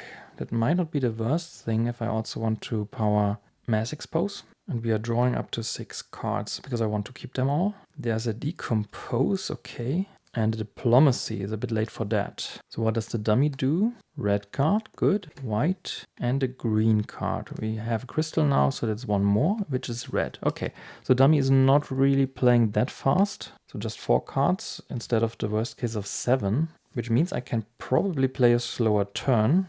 And since I'm not planning on hiring anything anytime soon, I will probably just decompose the diplomacy. So this would go to the discard and this would be removed from my deck. Well, I wanted to go for the Beguile combo, but if I can just get 2 white crystals, that's just so huge. It means powering the sorcerers, powering expose, powering swiftnesses, and so on. So yeah, I want to get rid of this then for 2 crystals, and I don't need a mana die then because I don't have access to red, and I really want to keep the source at white actually. So that's 2 white crystals, and by now I'm feeling really confident with my crystal situation. So let's move it over here. But again, I would like to keep these cards, so I'm just drawing 2 more. There's a Stout Resolve, and there's the Expose. Wow, okay, really good, really good. I would like to have a Swiftness, but then again, you can't have everything. Let's see. What does the dummy do? Blue, red, nice, blue. Okay, so 2 more. There's another white and another blue. So now he's halfway through his deck. And I think we have to make our move now. So I'm immediately thinking about taking these 2 spells. Let's move that over here. And now it comes really in handy that I have the Forked Lightning. But use the mana draw. So let's take the tokens here. Use the mana draw to have an extra die from the source, so this means I can power both Mass Expose and Blizzard. It's a bit redundant, of course, with the siege damage, but again, it's 3 more range attack, and we need to get all the range attack we can muster. So then I would need a white crystal for Expose, and a blue crystal for Mass Expose, and a blue crystal for the Blizzard. So these are paid for. And then I could get, 1 range attack from the Shock Troops, and then 4 range attack twice from the Sorcerers and Fire Mages, without spending any additional mana. That would give me range attack 9. I would then have range attack 3 from a Mass Expose, which is 12. And the Snowstorm gives me 8 more, which is 20. And if I hit 2 targets, I'm at 22. If I had 3 targets, I'm at 23. That's a lot of range attack. So since enemies lose all fortification, the catapults I can just kill. Pretty much the same, well, not really the same. These 2 I have to be a bit careful because they are ice resistant, so I have to think about grouping. But I could still activate the sorcerers to remove all resistances from one of these tokens. That would be 18. And the next step would be at 25. And for the life of me, I cannot come up with any idea on how to get more than 23. And since these are already 3 tokens, I would have ranged cold fire 1 against all of them. So let's cast Mass Expose as planned. They lose all fortifications. Then cast Snowstorm, which would mean I take a wound. Let's put it here already. Or let's put it under Snowstorm, so I know where this comes from. We used the mana draw already, so this would also be taken care of. So the only thing that really needs a bit of planning is the ice resistance. So can I come up with 12 attack? That is physical. That would be 3 from the Expose, and that actually would be 9. That's actually 12. Yeah. So activating the Shock Troops for 1, the Sorcerers for 4, that's 5. The Fire Mages for 4, that's 9. And the Max Expose already cast is 12. So I can group these 2 together. But I do have far too much range attack, I fear. Because I do have +1 against all of them already. So I just need to come up with 10. This is 3, so I need 7. Yeah, it's just too much. So I think I will do it differently. I think I will use the Snowstorm then and use the Sorcerers. So first the Shock Troops for 1 and the Sorcerers for 4, but using a green crystal to remove all resistances of the Ice Mages. So they have 12 then. With the Forked Lightning, I would get +1 against both of them. So I'm already at 1, 5, 8, 9, 10. No. I'm not using the Expose range attack. I'm using the Snowstorm. So I need 12. I'm at 8, 9, 10, 11, unfortunately, because I have to use it first. Well, I don't need to use them, actually. I don't need to use them at all for this then. So the important part is that the Sorcerers remove the resistance. And with the Snowstorm, or do I even need the Blizzard? I want to keep as many units as possible to deal with the other tokens here. That's my goal here. But I think it's if I need 2 assaults, it's also fine, so I shouldn't worry too much about it. Nevertheless, if I use the mana draw not to get a second black mana, I could get a second white mana. But then again, I don't even have that much to power here. Okay, so if I use the sorcerers as planned, this would be range tech 3 if I don't activate the shock troops before that. And the snowstorm would bring it up to 11. And then the forked lightning would even bring it up to 13, which I don't need. But then these are taken care of. I need to cast Expose upfront too, so all enemies lose all fortifications. And I would probably then just kill the Hydra before that. So I'm getting 3. One from forked lightning is 4. But I can just group them. No, I can't because of the resistance. All right. What if I really don't want to deal with the Hydra with the attacks. I have the Illusionist for 2 physical resistance, but then 2 more attacks it's just annoying. So my thinking is that if I go with the Freezers instead, but the nice thing is that I can block these 2. Well, not block, but assign them to units without any effect. And if I go to this now, then I would have to deal with this actually. So do I rather want to deal with these physical attacks? Probably yes. Because if I group them all together, use the sorcerers to get rid of the ice resistance, I then need 13, 19 range attack. I get 3 from the forked lightning. That brings it to 16. 3 from the mass expose. That's 13. 3 from the sorcerers. That's 10. Yeah, so I probably have to do the snowstorm then instead of the blizzard instead of the snowstorm, because then I'm just missing 2. And if I also use the shock troops then before the sorcerers, then that's the 2 I need. So I would have the fire mages open to do something. Although the shock troops would be really interesting for the shadow, because if I'm reducing the damage by 3, it just has 1 left. And I can just block that with Start Resolve, for example. On the other hand, Start Resolve, by getting the wound here, is already, if I power it, it's already quite useful. So yeah, I think I'm overthinking this because it's clear that I will win this, which is nice. Yeah.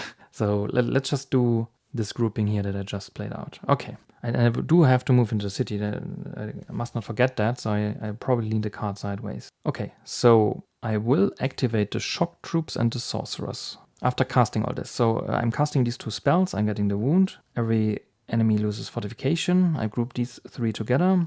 Then I'm activating the shock troops for range tech 1. This brings my range tech up to 4. And then I'm activating the sorcerers, which is another 4, which brings it up to 8. And I'm removing the ice resistance. So I'm at 8 now.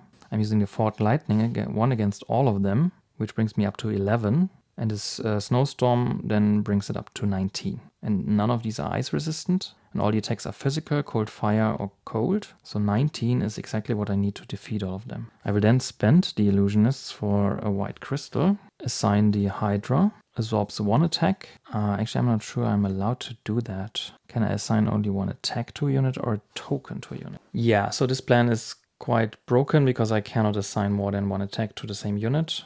Because if I could even assign all of them to the Illusionists and then just laugh off the Hydra completely. That would leave 2 attacks open, which would be 2 wounds if I just take them. But there's really no option here because, well, I could get 3 more range attack and kill the shadow instead. All right, I think it's not that bad. Once all these are dead, I would assign 1 attack to the Illusionists. I would not even need to attack to activate them. Well, actually, maybe I should activate them and just get rid of all the attacks of the Hydra altogether. Target unfortified enemy does not attack. If the enemy does not attack, none of these attacks will be played out. It's just 2 anyway, and it would just cost me a crystal instead of producing 1. So I could have the Hydra not attack, and then there's just a shadow left, which, as I said, I can just run into the sorcerers. They have 4 cold fire attack, but the sorcerers are fire and cold resistant, so they will not get wounded. And then the really remaining question is, how do I get enough attack to defeat them both? And they have a combined armor value of... actually the Hydra's attack would be brutal if I don't kill that. I skipped that because at some point in time there were no enemies left in the attack phase because I killed the Hydra at range attack, but now that I rescheduled that, actually all of these attacks would be brutal. So having the Illusionists just not apply their attack is, I think, quite good. Nevertheless, because these are elusive, they have a combined armor value of 14, and I can create an attack of 7 with the fire mages because the shock troops are still active. I can then also create an attack 4, which is 11, and this would actually be 5 if I power it and use the wound, because I do need to remember that I have to actually enter the city. So it kind of makes sense to play it this way.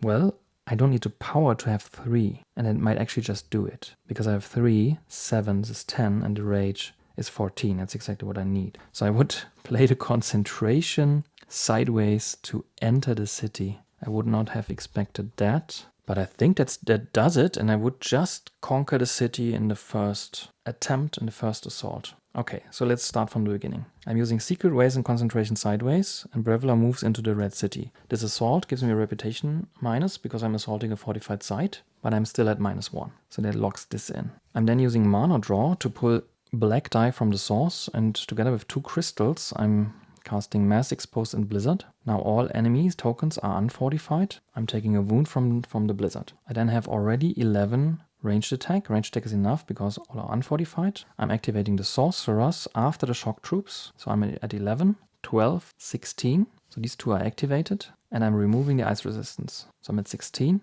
And Hawk Lightning against all these tokens, I get ranged attack 1. Brings it up to 19, which is exactly how much I need to kill all of them. I will then use the Illusionist with another crystal to not have the Hydra attack, and I will run the Shadow into the Sorceress. Finally, I have to defeat these 2 enemies in the attack phase. They have a combined armor value because of the elusiveness of the Shadow of 14.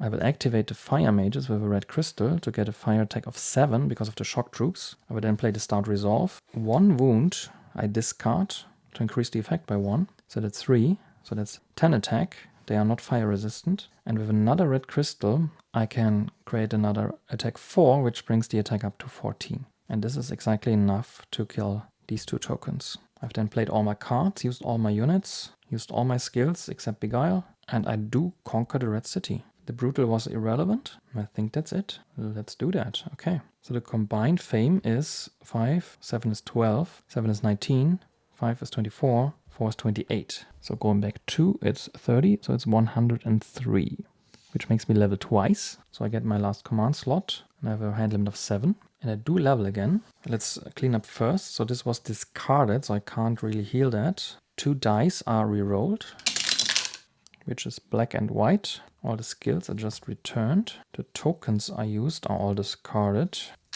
The cards I used are all discarded. Tokens are discarded. We move the city over here again and put 5 shields on it. And I do the last level up where I get another skill and a card. I will have 1 more turn, so I might want to kill the 2 dragons just for style. Let's see what the skills are. And the choice is between the elemental resistance, which just means that you are taking less damage. It can be interesting in the beginning of the game to get under certain thresholds when your armor is still quite low, but I think that doesn't help me much now. And the final skill is Shapeshift, which I absolutely love. I love Shapeshift, and it's sad that I get it so late, because that means that if you do a basic action card that gives a fixed amount of move, attack, or block, you can just, well, shuffle that around. So pretty much everything but influence on the basic action cards can just be exchanged, which means a movement card can be used to block or attack, or a block card can be used to move. Determination can suddenly move you 5 spaces. I think it's just extremely versatile, especially with in solo where the source has limited colors. Powering a blue card, for example, to attack 5 or to move 5, or rage for movement 4. It's so much flexibility. But I'm not sure this helps me so much now. Well, it could help with defeating the dragons. I think the dragons are just what gives me the most, but it could be hard without any units to actually defeat them. And I've spent all my resources and range attack cards and so on. I could take the Crushing Bolt or Siege Attack 3, but I have spent my concentration, so where does the rest of the Siege Attack come from to kill the Lava Dragon? So it's actually quite hopeless. Maybe I shouldn't even kill them, I don't know. I could also just hire something, maybe trying to get the Alter Mages. Is there any skill that helps me with that? From Tovak's skills, movement doesn't help, wound doesn't help, blocking. Resistance break could give me 2 armor reduction on the 1 dragon. It's unfortunate Shapeshift doesn't help with influence, but that's the way it is. The Temporal Portal doesn't help if you just have 1 turn left, because it's an action in itself, and then you can't profit from all the other nice effects it has. The Ritual Attack, yeah, even if you power it, well, it gives Fire Attack 6 that could kill the dragon, but at what cost? Because blocking 6 ice damage with a Spend Illusionist, well, I might be able to ready 1 unit if I draw correctly, so I could prevent 1 of the attacks. I think I'd just take Shapeshift. Let's not overthink it here. We are already done, almost done anyway. And I don't think the Crushing Bolt will do anything for me. At least nothing that the Ritual Attack can't do as well. I don't have any red mana though. I do have a lot of white. Yeah. Let's take the ritual attack. It's replaced by Into the Heat. I mean, with the army I mustered, that would be an insanely good card. I couldn't run enemies into them, of course, because they can't be assigned damage then. But increasing the attack value by 3, that would just be 9 range attack out of the bat with mass exposed. That's just another unit that I just kill. Yeah, but I didn't have it. Yeah. Okay, so let's put that back. And just for the record, the last skill would be the cooperative skill of Tovak. And let's see what we draw. I think this kind of defines what our last turn can actually do. So again, we are in the vicinity of a city we are leader in. So keeps are irrelevant. Well, there's no keep anyway. And we draw 9 cards because with our hand limit is now 7. That's the ritual attack, of course. The swiftness, interesting. Yeah, March, one of the land, doesn't help much. Promise, swiftness, okay, cool. Another rage, tranquility, and a threaten. Okay, so there's a lot of movement, although this can double as healing or block. Threaten and promise could mean I could try to hire something.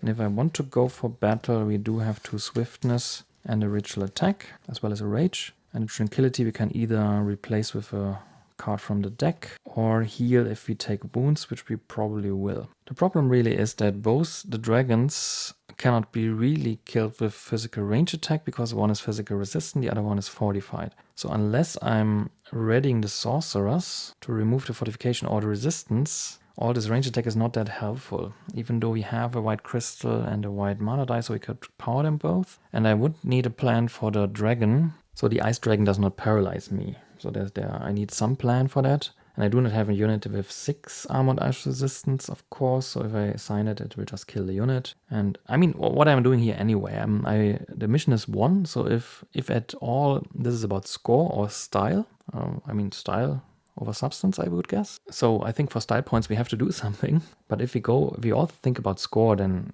having a non-wounded level 3 unit be paralyzed, that's just not good for score. Then you rather take the wounds.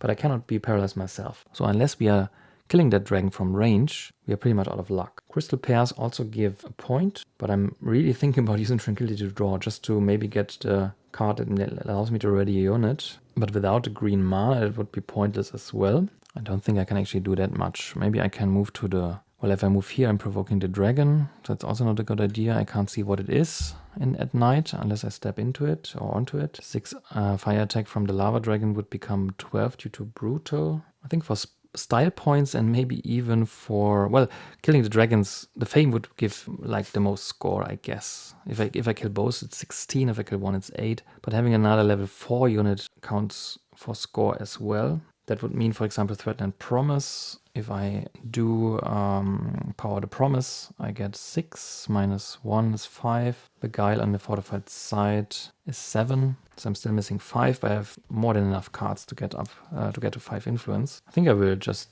play the Tranquility now to see another card. Maybe this makes some kind of difference. Probably not. Well, that's improvisation. That's influence. Yeah, I think I will go with interaction here. Not use my shapeshift, not use my ritual attack. The die from the source with power promise, that's 6, 8, minus 1 is 7. Improvisation is 10, and then card sideways brings it to 12, which would mean I can hire the autumn mages for the ultimate style points. I will not get to 12 more influence to get an artifact as well. I won't get to 7. Well, it doesn't matter because I can't hire anything else here. And using the Alter Mages just gives mana, which I can't use because I only have... Well, I'm in the interaction anyway, so no matter if it's combat or movement or whatever, I can't use. I think I should have done another dummy turn after taking the city. I think I didn't do that. So that's white, green, green. So it's another card, which is red. So we would have had a lot of time. So maybe there's a world where if you want to optimize your score, you would actually not kill all the enemy tokens, rather than continue with the dragons, and then at your really last turn of the night, then conquer the city. It does give you little bit less score if you have less cards in the dummy deck, or if he did announce the end of round, but I guess defeating the dragons, for example, gives you so much more fame that this will turn out positive. But I don't want to optimize it now, and what's done is done. The Autumn Mages would actually give me the Coldfire block I need for defeating the dragons, or to make all my siege attacks to just kill the Lava Dragon with all these nice cards. Yeah, but we don't have any more turns. So this was the last turn of the game. So this was a solo conquest with city levels 10-10, which I think went really well. After attempting 11 level and failing, besides the very obvious inefficient plays in the last game where I did not get the snowballing going fast enough, so I could not take the first city at the second night. So I had to try a day, and it was all just too inefficient. But one of the main differences with this game, I fear, is also that the units sucked last time.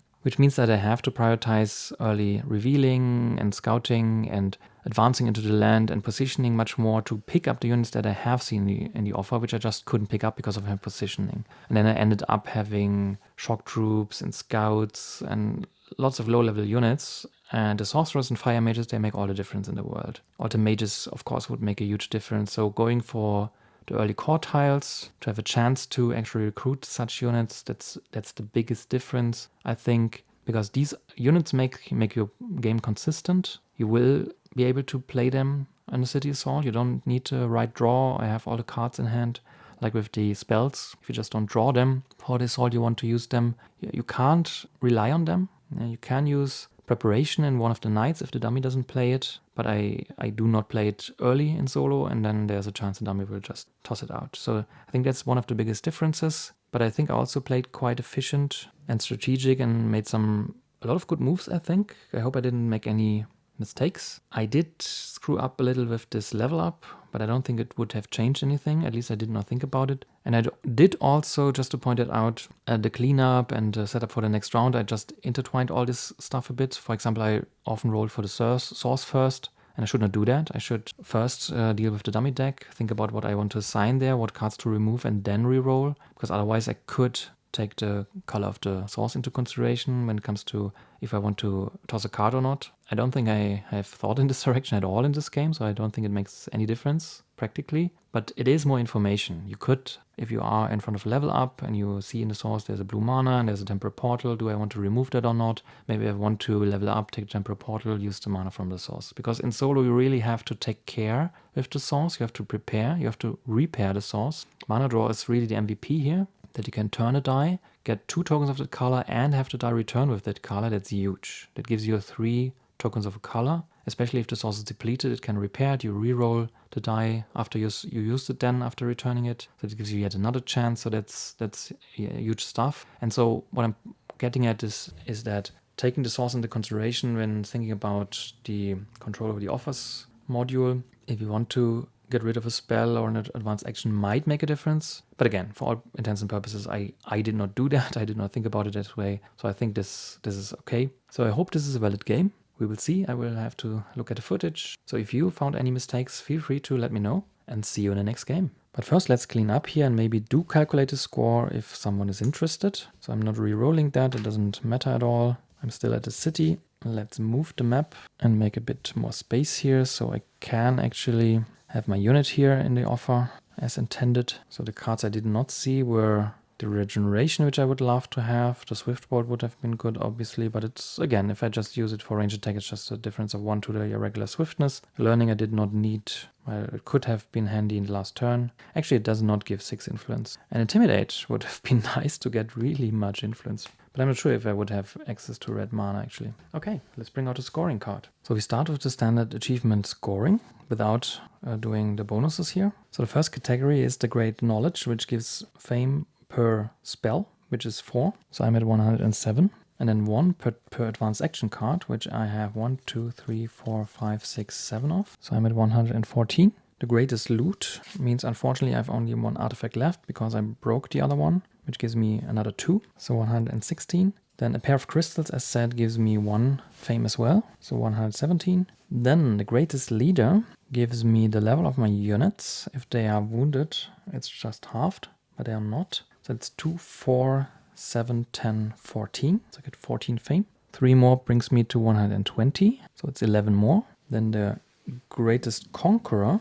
that's monasteries and fortified sites. So I did burn a monastery here, and at the end a keep here. I did not conquer a mage tower. There weren't that many. I didn't do the detour, and I did just get 1 keep, and I did only burn 1 monastery. So that's 4 points. Brings me to 15. The greatest adventurer is all the adventuring sites. So I did not do a monster den or spawning grounds. I did do a dungeon, no tomb, and I did do ruins here. I did do a maze in the beginning. That's not actually shown here, but I think it should count as well. So it's the maze, the ancient ruins, and the dungeon. And I think that's already it, so that's 6 more points. And then the wound I got in the end, which I discarded and could not heal for this reason, subtracts 2. And then we go to the co-op and solo scenarios, which is 10 per conquered city, which is 20 then. Brings me up to 39. If all cities were conquered, obviously they were because we won, so that's 15 points. So I'm at 54. I did not have an unplayed round, that would be really efficient, but I do have cards remaining in the dummy deck. And this is actually one of the reasons if we went on, then the dummy would have exhausted its deck, so that would cost us 4 points, and 5 if the end of round was not announced. Well, that's you would not have done that right away, but we do get 4 points now for the cards, and 5 because the end of round was not announced. So another 9 points, which means we had 63, and that's it. Which means, since this is a 120 board, this is 183, so not even 200, but yeah. With the difficult 10-10 cities, I'm quite happy with the result, I have to say. See you in the next game.